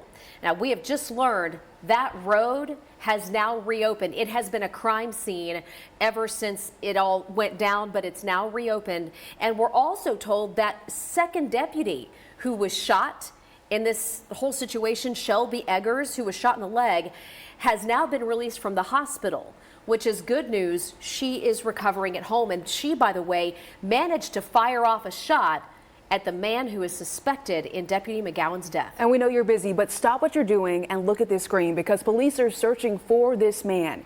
TBI issuing a blue alert for Kenneth Wayne DeHart. TBI says he is considered armed and dangerous. This is serious. More than $10,000 in rewards now being offered for information leading to his arrest.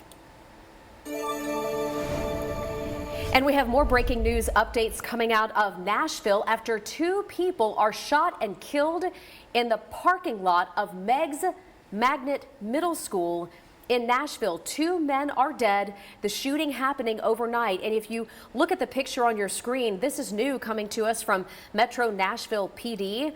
This is a car that was involved. And police say this was not a random shooting. It was, in fact, targeted. Yes, the school was empty at the time, though. Police believe this was not random, to your point, Jen. We're going to continue updating this story both on air and online. If you want to take, though, a closer look at this car that we're showing you, believed to be somehow connected, possibly, go to fox17.com. I was encouraged, too, when we got that update from Metro PD. They say they are pursuing aggressively very good leads right now. Okay. Continuing coverage right now on the high cost of homelessness. We're getting a better understanding this Friday morning of just how big a Germantown homeless camp really is. It's of top concern for folks who live near this area. The site, take a look, is located right off of Cement Plant Road. And the reason this is such a hot topic right now is because this is the area that is right next to a popular running trail on the Cumberland River Greenway. And this is where a man is accused of attacking a 25-year-old woman who was jogging in this area earlier in the week. The man that police are looking for right now in that attack was last seen walking away from this homeless camp. Councilmember Jacob Coupin says that he has walked through this particular encampment with the Office of Homeless Services. He's trying to get answers, but he and Metro Parks Police do not know who owns this property. Fox 17 News, we did a property search on this site. 10 results came up. So right now we are trying to reach out to those 10 different property owners and looking for those answers. We'll be sure to update this story on fox17.com under the crisis, or what particular search words we use for this one. Oh, this is the high cost of homelessness. The high cost of homelessness, correct. 8:06 your time, and an active weather morning for the first time in quite some time that could slow you down. So let's get right to the radar. Some places looking a little bit better than we looked a half hour ago. Other places are kind of still in the doldrums of on and off rain showers. Looking at Nashville proper, other than a sprinkle or two right around Nashville in each direction, not much happening. Good news right there. So we're getting a little bit of a break. Go off toward the east. Areas like Mount Juliet, Lebanon, where we've been seeing on and off rainfall since about 3 o'clock in the morning. A little bit of a break for right now. Some places not getting a break out of all of this.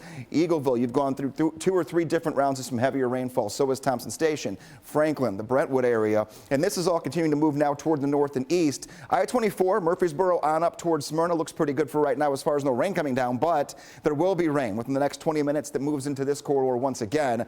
It's already done that 2 or 3 times this morning. And then down, moving right into the very western portions of the viewing area out toward Linden, our next batch of rain begins to move in. This will be an on and off thing throughout the entire morning and early afternoon, and we'll keep checking in on where these showers are every 5 minutes. Steer clear traffic out here for you. Let's get to I-440 near 21st Avenue. We continue to follow that tanker that is disabled there on the shoulder of the road. TDOT on the scene there to make sure everyone moves over so they can properly deal with that. It feels like they're waiting on someone or something at this particular moment, but it is causing a backup back behind it. Other than that, we're still dealing with a slow go on 24 near Harding. You make that drive in from Antioch. You can use Murfreesboro Road to steer clear of any congestion. The story of Fort Negley, how a thriving black community sprang up in Nashville, then practically disappeared. Just a reminder here, you can always catch the weather updates scrolling on the right side of your screen, even during commercial. Haney, and I'll fight for you. This Fox 17 This Morning newscast is sponsored by Ponce Law.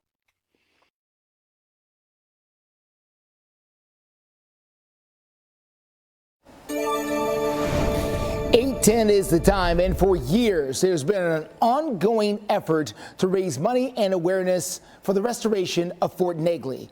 It's the Civil War fort that's just south of downtown Nashville and was a critical stronghold for the Union Army.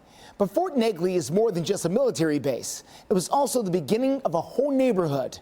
This morning, I've got the story on the Bass Street community, how it came and went, and the unlikely place where its history still remains. This is what Fort Negley used to look like in all of its glory. Back in the 1860s, the American flag waving high. It was a stronghold for the Union Army, but it was built by Nashville's black population. It was the Battle of the Civil War that had the largest African American participation. There were 13,000 black soldiers who were in the segregated regiments. Dr. Angela Sutton from Vanderbilt University says that there was 13,000 who fought in the Battle of Nashville, but 5,000 more black men and women who helped to build and maintain Fort Negley. But after the war, that left 18,000 now free men and women looking for a brand new life. All of those people had nowhere to return after the war, right? Where are you going to go? You're not going to go back to the plantation. And so they stayed here in Nashville and they tried to build a life. Where they stayed turned into Nashville's Bass Street community. It's where thousands of homes were located for nearly a century. But in the 1960s, the winds of change began to blow across the city, and the government rolled out the interstate system. What would become I-65 cut right through the Bass Street community. So what happened to all of those who lived here? They went voluntarily because they were told, hey, your homes don't have electricity and water yet. In the 60s, can you believe it? It didn't have electricity and water in the 60s. And they were promised electricity and water if they would go, but they weren't all placed in the same place. So they had to lose the neighborhood that they had had for almost a century. Nowadays, there's very few reminders of what was the Bass Street community. There's still a Bass Street. It's where the Adventure Science Center is located. There's still a Bass Street Baptist Church. It's just located 10 miles away on Brick Church Pike. It's Black history, hidden in plain sight. I'm Justin McFarland, Fox 17 News, your Code Red station. 8:12 your time right now, and we're getting into the weather situation and seeing what we're doing here as far as where the rain is at and where it's going to continue to move. This is the current radar. Things have broken up quite a bit everywhere from Dickson out toward Nashville into the north and the west, where we had some showers a few hours ago. So a little bit of a break. We're not done for today, but look at how after 3 a.m. all these showers began to develop in waves, and we have indications that we do have more off to our south and west. We're not done. Rain continues this morning. Afternoon, the best chance for a little break will be early afternoon before more rain takes us into the weekend that will time out in a few minutes. Steer clear traffic takes us to I-440 at 21st Avenue. We continue to follow that tractor trailer, or really tanker, that's sitting on the shoulder of the road. Thankfully, not causing a big backup right now. We'll continue to follow it, though. Up next, it's a Middle Tennessee spot with a very unique business model. Fox 17 News' Dennis Ferrier joins us in studio with how Sweet Jordan.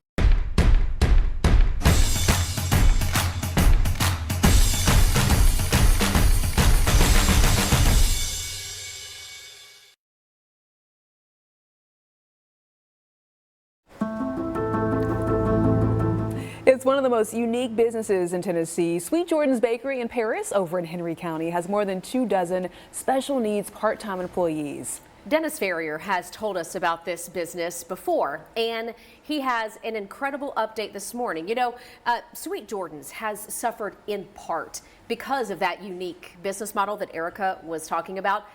Dennis Ferrier is joining us live this morning in studio now to talk about the update. Yeah, good morning. It's a rewarding but difficult business because of the model. Sweet Jordan's is really more of a ministry than a business, and that can cause problems. Thank you, guys. Have a good day. We first told you about Sweet Jordan's back in 2018, a brand new business built around helping special needs people build a life. So you got a soup and sandwich combo to go. Brad and Tommy St. John wanted their son Jordan to have something meaningful to do every day, not just him. Hot busy bee. Lots of special needs people in Henry County. Oh, fist bump.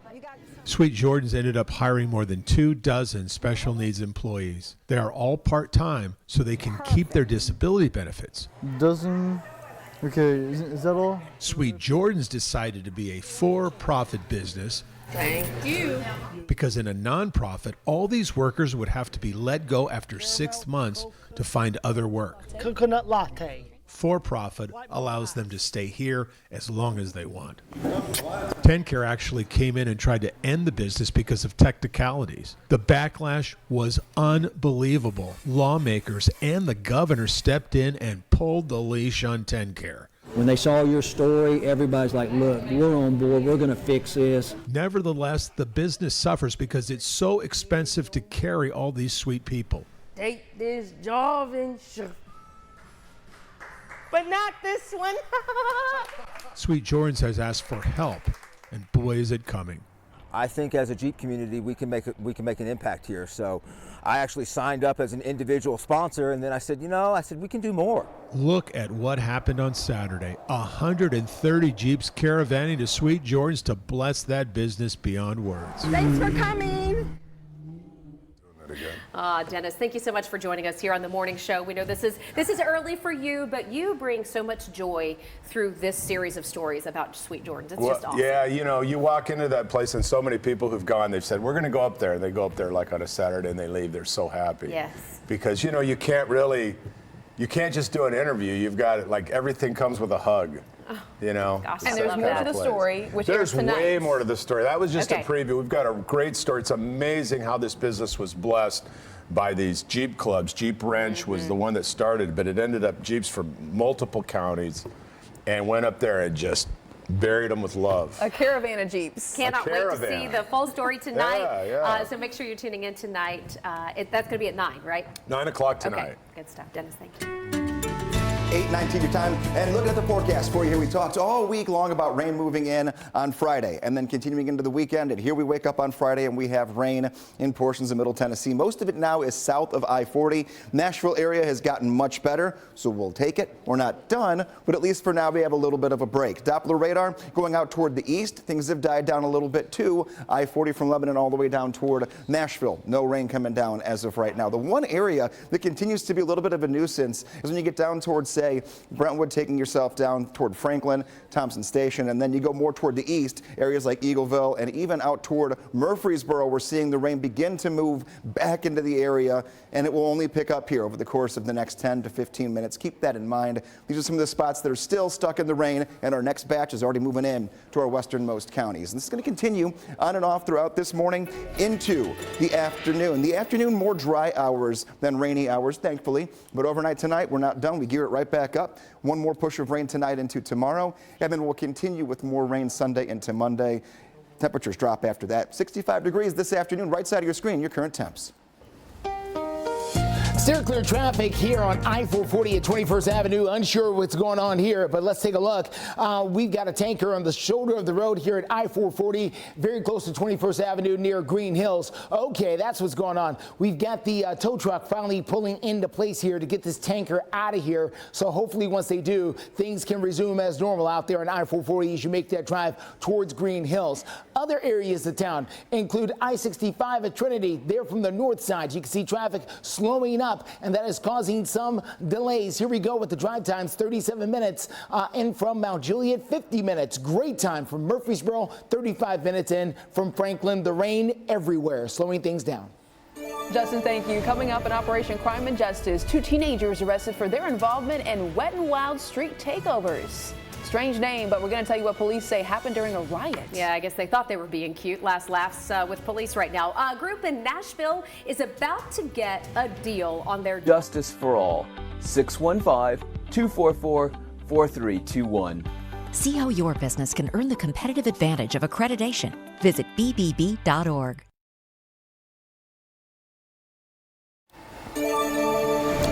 8:24 is the time in Operation Crime and Justice. Metro Police are now charging 2 very young men, teenagers, both of them, with a street racing event that happened back in August. Yeah, so this was at the location of Bell Road and Murfreesboro Pike. We were there when it all went down, and now the arrest. To Justin's point, young men here, 19 years old, Hassan El-Ghanem and 18-year-old Javier Quiroz. Police say both of them took part in this little stunt that they called Wet n Wild Street Takeover. This happened at the corner of Murfreesboro Road and Bell Road there in Antioch. Police say that during this event, one of these men opened up a fire hydrant so drivers could drive through the water and then, do whatever tricks they were going to do out there on the road. He's charged with vandalism and engaging in a riot. The other man is being charged with engaged in a riot, as well as reckless endangerment, and more arrests could be coming because they've been getting people all year really since the whole thing happened. To your point, I would just say if you're in a part of town and you hear street racing, call police. Because even if you don't have details about specific people or exact locations, Metro Police are well aware of this problem and the danger that it poses to our families, and so they're on top of it. and really working to try to make these arrests. Yeah. An update now to the cost of parking in downtown Nashville. It's affecting musicians in a big way, and they've been complaining about it for months, but now there may be a solution here on the horizon, as musicians say it's very difficult to earn a living when you have to pay for the high cost of parking during gigs. The parking company Metropolis has worked out a deal with the city musicians, as they are now giving them a parking discount. So we understand that any musician who works in downtown Nashville will be able to get access to a special QR code that gives them 60% off around certain locations. That'll help. It will. So we'll see how that goes here, and if anybody else is trying to take advantage here. Yeah, I mean, quick math, right? Like if you were going to pay $10 for parking, now you're only paying $4. That's good. It's really good. Yeah. All right, let's get to Greg. Look at the forecast. Is it really good? It's not terrible, but the forecast could be better. However, we do need rain, kind of a catch-22 there. And we do have plenty of it coming our way. Showers just started a few hours ago, and that's the beginning of just an influx of rain moving in. Your Saturday setup from the southwest, we're getting a lot of rain that will move in pretty quickly. The rest of this morning, kind of more of the same of what we've already seen. If you've been with us here for a couple of hours, these isolated showers that move in tiny bands, they move in quickly, they move out quickly, and then we get to the next one that starts to track through. Many dry hours today, but we are contending with these showers that will be on and off. Overnight tonight, a little more interesting the situation. Midnight, not a whole lot happening yet, but by 3 a.m., a few rumbles of thunder possible in our northwesternmost counties, and then that rain over spreads by tomorrow morning. You will wake up once again for your Saturday. We'll be tracking more rain for you. Just make sure we can get you through the day on air, online, social media, wherever you can find us here. We're going to have you covered for the rest of today. Steer clear traffic takes us back out to I-440 near 21st Avenue. That is where we are dealing with that tanker truck that is disabled there on the shoulder of the road. TDOT set out the cones now as they are preparing to try and tow it away. Until they do, could cause you some slight delays from the west side. Other than that, we're in pretty decent shape as the traffic scene starting to calm as we move towards our 9 o'clock hour. In a few minutes, I'll tell you about a couple of house fires that started early this morning. Stay with us. Also, in Fox 17 News this morning, in our next half hour.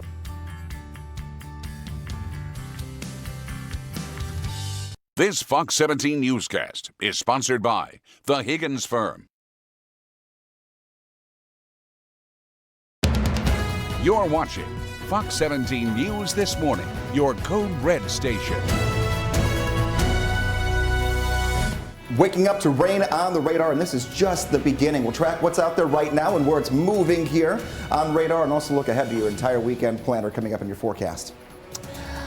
Steer clear traffic takes us to I-440 at 21st Avenue, still dealing with that disabled tanker on the shoulder. We'll tell you the best ways to steer clear.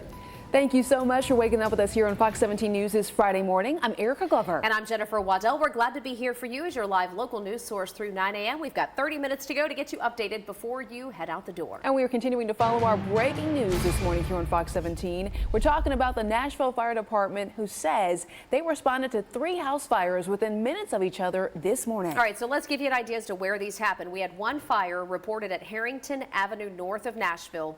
No injuries in that fire. We had another one on Richmond Hill Road near Madison, where one person went to the hospital, and then a third fire on Clare Avenue west of downtown. That is where we find Fox 17 News reporter Karen Aguilar joining us there, showing us the damage, the extensive damage to the home right behind you.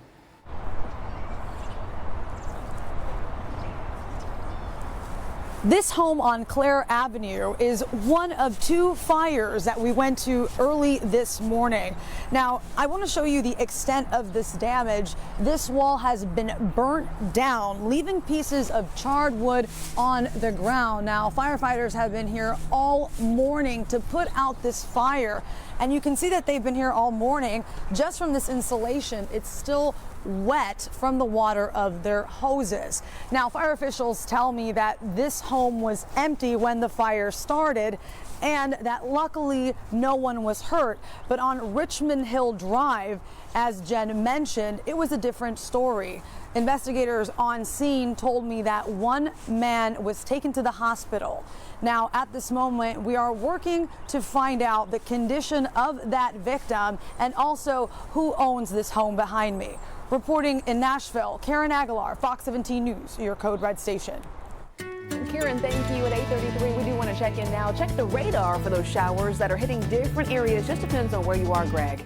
That it absolutely does. I mean, this has been the story all morning long, where you might get a little bit of rain that doesn't last all that long, turns off, you think, okay, we're done, we're good to go, and then 20 minutes later, we get right back into it. So here is the radar situation of where we are at, and we'll take a look at where we're going when it comes to everything else. This is the current Doppler radar. I'm going to get over here and just drive the radar for you, the old school way, right here at the Weather Center for you, and show you all the new updates that we have this morning. We get down toward more southwestern areas, and we're seeing other bands of rain moving in. Take a look here. This is Linden out through Clifton. Now, this is what we're going to keep watching our eyes out for, because we have these bands that move into the area and get caught on our radar, but they're all coming from down here to our south and our west. So this is going to kind of be like a lazy river of showers for us throughout the day, where we're going to have them slowly meander into the area in little pockets of rainfall like we're seeing right here on the radar. Some areas that have been some hot spots this morning, if you take a look, Murfreesboro up through Smyrna, Nolensville, Franklin, Thompson Station, and Brentwood. You guys have seen round after round of rain. This will end a little bit later this morning. You might get a couple hours of some dry time consistently into the afternoon. Then we're racking it right up again tonight into tomorrow. Much more to unpack in your Code Red forecast in about 6 minutes. Steer clear traffic out there for you this morning. Let's get to the latest happening here on I-440, very close to 21st Avenue as you make that drive into town. They're picking up the cones. That's the good news. So they're preparing to remove this tanker truck out of the way here. Once they start picking up the cones, that's how you know when they mean business. You see this guy right back here? He's picking up the cones, about to put them back in the truck here. They're going to be out of here, and you're good to go. Coming in from 440 towards Green Hill. Certainly good news there in that neighborhood, so things can get by. Other things we're watching, I-24, look at that. It is cleared out nicely. Coming in from Laverne this morning, you're under an hour making that drive in from Murfreesboro. Justin, thank you. 8:35 is the time right now. Crisis in the classroom. While many lawmakers and parents in Tennessee are in favor of school choice, in other words, being able to decide which school is best for them, whether it's public or private, while they do feel that way, others simply feel very differently. Yeah, some concerned parents, educators, and community members in Rutherford County, they're speaking out against Governor Bill Lee's proposed universal school vouchers. Let's take a closer look at what happened yesterday. A group rallying outside of the Rutherford County Board of Education right before the school board meeting last night. Now, the governor's proposed voucher plan would provide state education money to pay for private school tuition. Critics say the vouchers divert money away from our public schools. This bill, put forward by Governor Lee, threatens to siphon nearly $150 million from our public school districts, diverting precious resources away from the students that need them most. By 2025, the program could cost the state more than $790 million, not including administrative costs. This flawed legislation proposes a system where recipients of private school vouchers are exempt from the same accountability standards applied to public schools. Rutherford County and Murfreesboro City Schools have both drafted resolutions opposing a state voucher program. Opponents are now calling on state legislatures to vote against this proposal. Supporters, though, say it's all about providing parents with options. Your time right now is 8:36. Paying attention pays off big time for local police. How one sharp-eyed neighbor helped bring about an arrest of the man you see. Able to pay my bills. I enjoyed you representing me because I knew I had to have the best. This Fox 17 This Morning newscast is sponsored by the Rocky McElhaney Law Firm.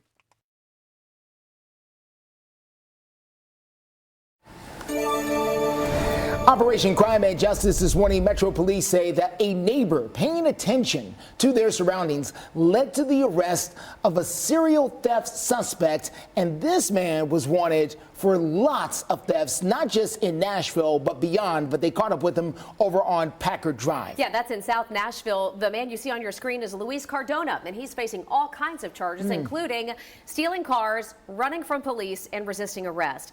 And to Justin's point, this guy had 48 outstanding felony and misdemeanor warrants in Brentwood related to similar crimes. They said he was stealing from cars and flat out stealing cars in Brentwood. Which is why he was found in Nashville and not in Brentwood. I imagine they knew him well there. Neighbors gave a detailed description as well as provided home surveillance video to police, which led to the arrest. You see something, you say something, And police say that's exactly how this case came to an end. So let's check in right now with Greg. Greg, I know you've been busy tracking the rain all morning. How's it looking for the rest of our Friday? Looking pretty good for a good chunk of our Friday. Now, we're not going to have any hour where we're completely clear on radar, but each of us are going to have our own little chunks of time where we get an hour or two or three, if we're lucky, when we don't have the rain coming down. Here's where it's at right now, though. Taking a look, Nashville, we're dry for right now. You had a few rounds of rain that happened and tracked through right before and just after sunrise, but look out toward our eastern counties now. We take a look. Cookeville, you're about 13 minutes away from more rain. You've already gone through it, just like many of us have this morning. Clarksville, another 7 minutes for your third or fourth round of rain this morning. The places that haven't had much at all are southern Kentucky and our northwestern counties, but that doesn't mean you're not going to get into it later on tonight into tomorrow. In Shelbyville, you've already got light rainfall, but you're going to get a good 10-15 minutes worth of some rain that's going to come down and get a little bit heavier for you here about 10 minutes from now. Coming up in 6 minutes from now, we're going to look ahead to the rest of your weekend. I have a new look at Future Track for rain late today into tonight, tomorrow, and Sunday and Monday. Many more things to unpack here in just a couple minutes. Steer clear traffic for you this morning. Let's get you out to the very latest thing going on I-440 as you make that drive in. I-440 coming in from the west side towards Green Hills. As you can see, there is a disabled tanker there on the shoulder of the road. TDOT's been on the scene now for a long time. They're waiting to get it hooked up, I would guess, so they can get it out of there, but something seems to delay them. So we're going to continue to watch that scene. You can take Woodmont Boulevard to the south to steer clear. Here's 65 on the north side as you make that drive in from Madison, Goodlettsville, Hendersonville and beyond. Typical slow-go traffic. We will continue to follow things for you, but nothing out of the ordinary. Operation Crime and Justice right now. The man who was dubbed the Wooded Rapist will stay behind bars. Now, if you've lived in the Nashville area for a time, you might remember this story. A judge has now denied Jason Burdick's request for a new trial. Burdick serving more than 70 years for sexually assaulting women in Davidson, Wilson, and Williamson counties. He targeted homes near wooded areas in the 90s and early 2000s. Metro Police arrested him in 2008 after DNA connected him to several of those crimes.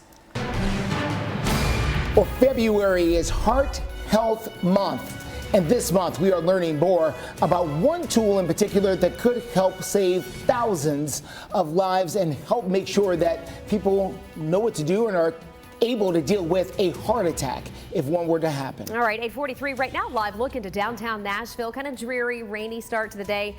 We said it before. Why we created a health insurance company that considers so much more. WellPoint, your whole health is our whole point.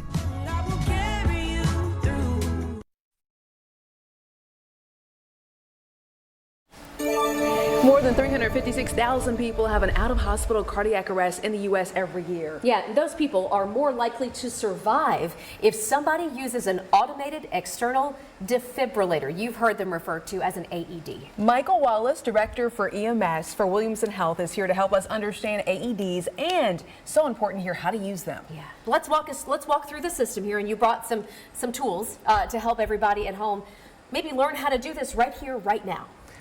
Absolutely, and it's just, quite frankly, such a simple process, and we really want to encourage everybody to not be afraid to engage and use an AED. As you all know, if somebody is having a cardiac arrest event, you literally have seconds to make a difference. And one of the important things that I feel like is worth pointing out is wherever you work, where your kids go to school, where you shop, know where one is. They're typically mounted on walls, right?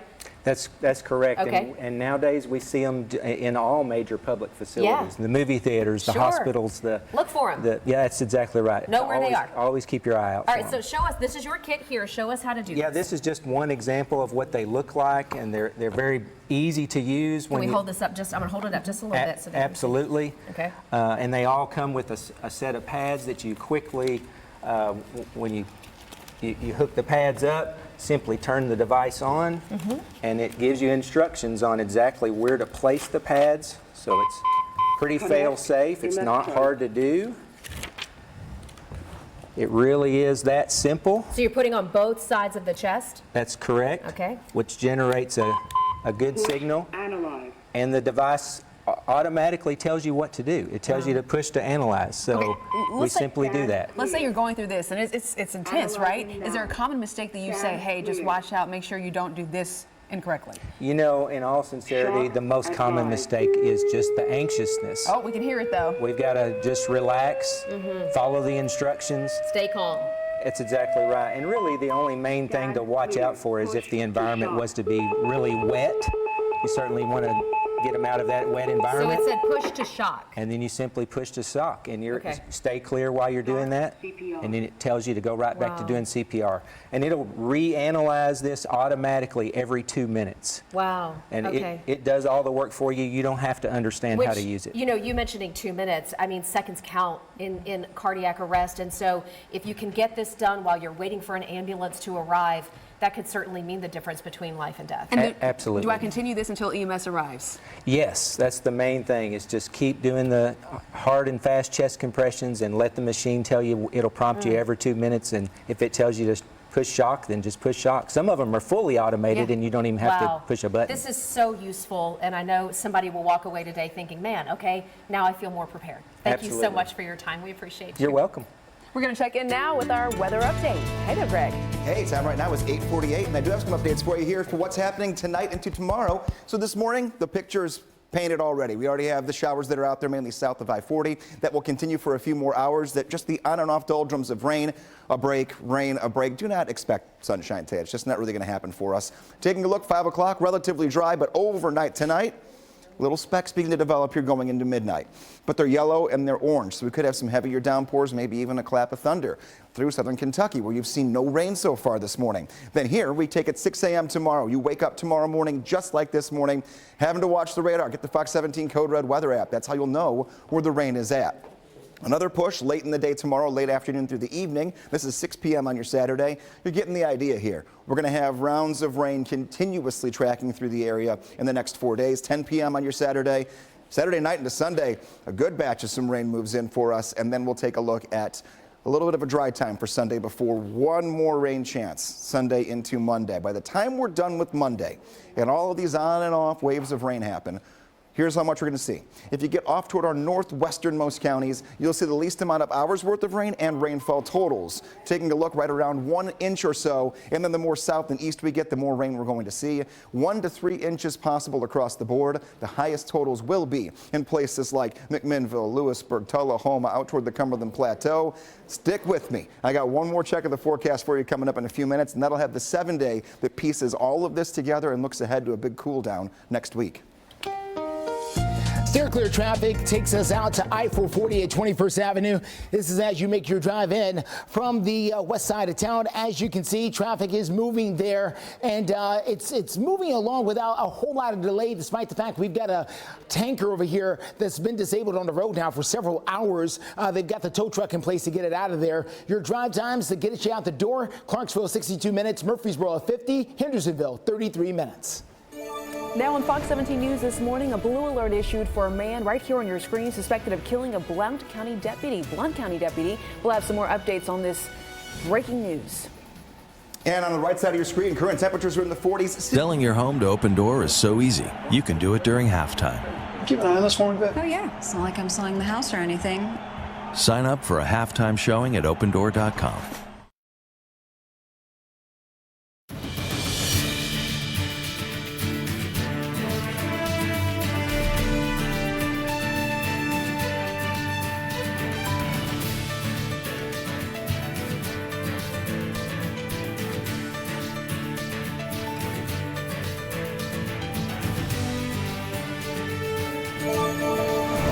Welcome back to Fox 17 News this morning. It is 8:54. We have some brand new information just in from the Blount County Sheriff's Office regarding the man you see here on your screen. This is the man wanted right now for shooting and killing a Blount County deputy. Deputy Greg McGowan killed overnight.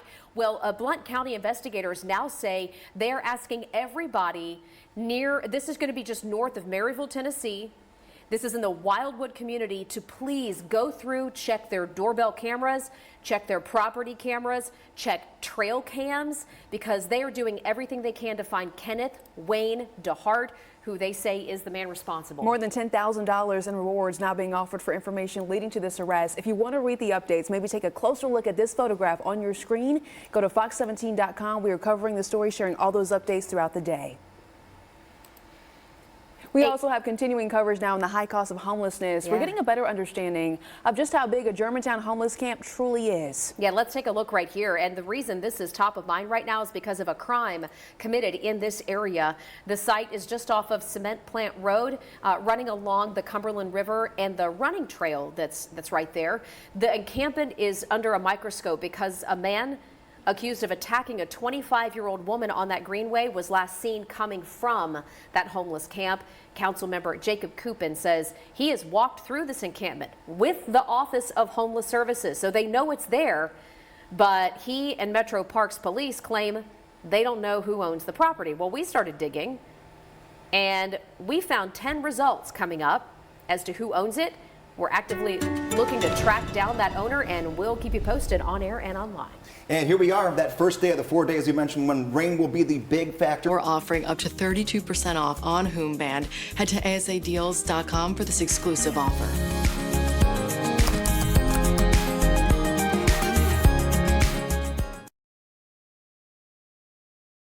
Sponsored by the Big 98, Nashville's #1 for new country and the home of the Bobby Bones Show.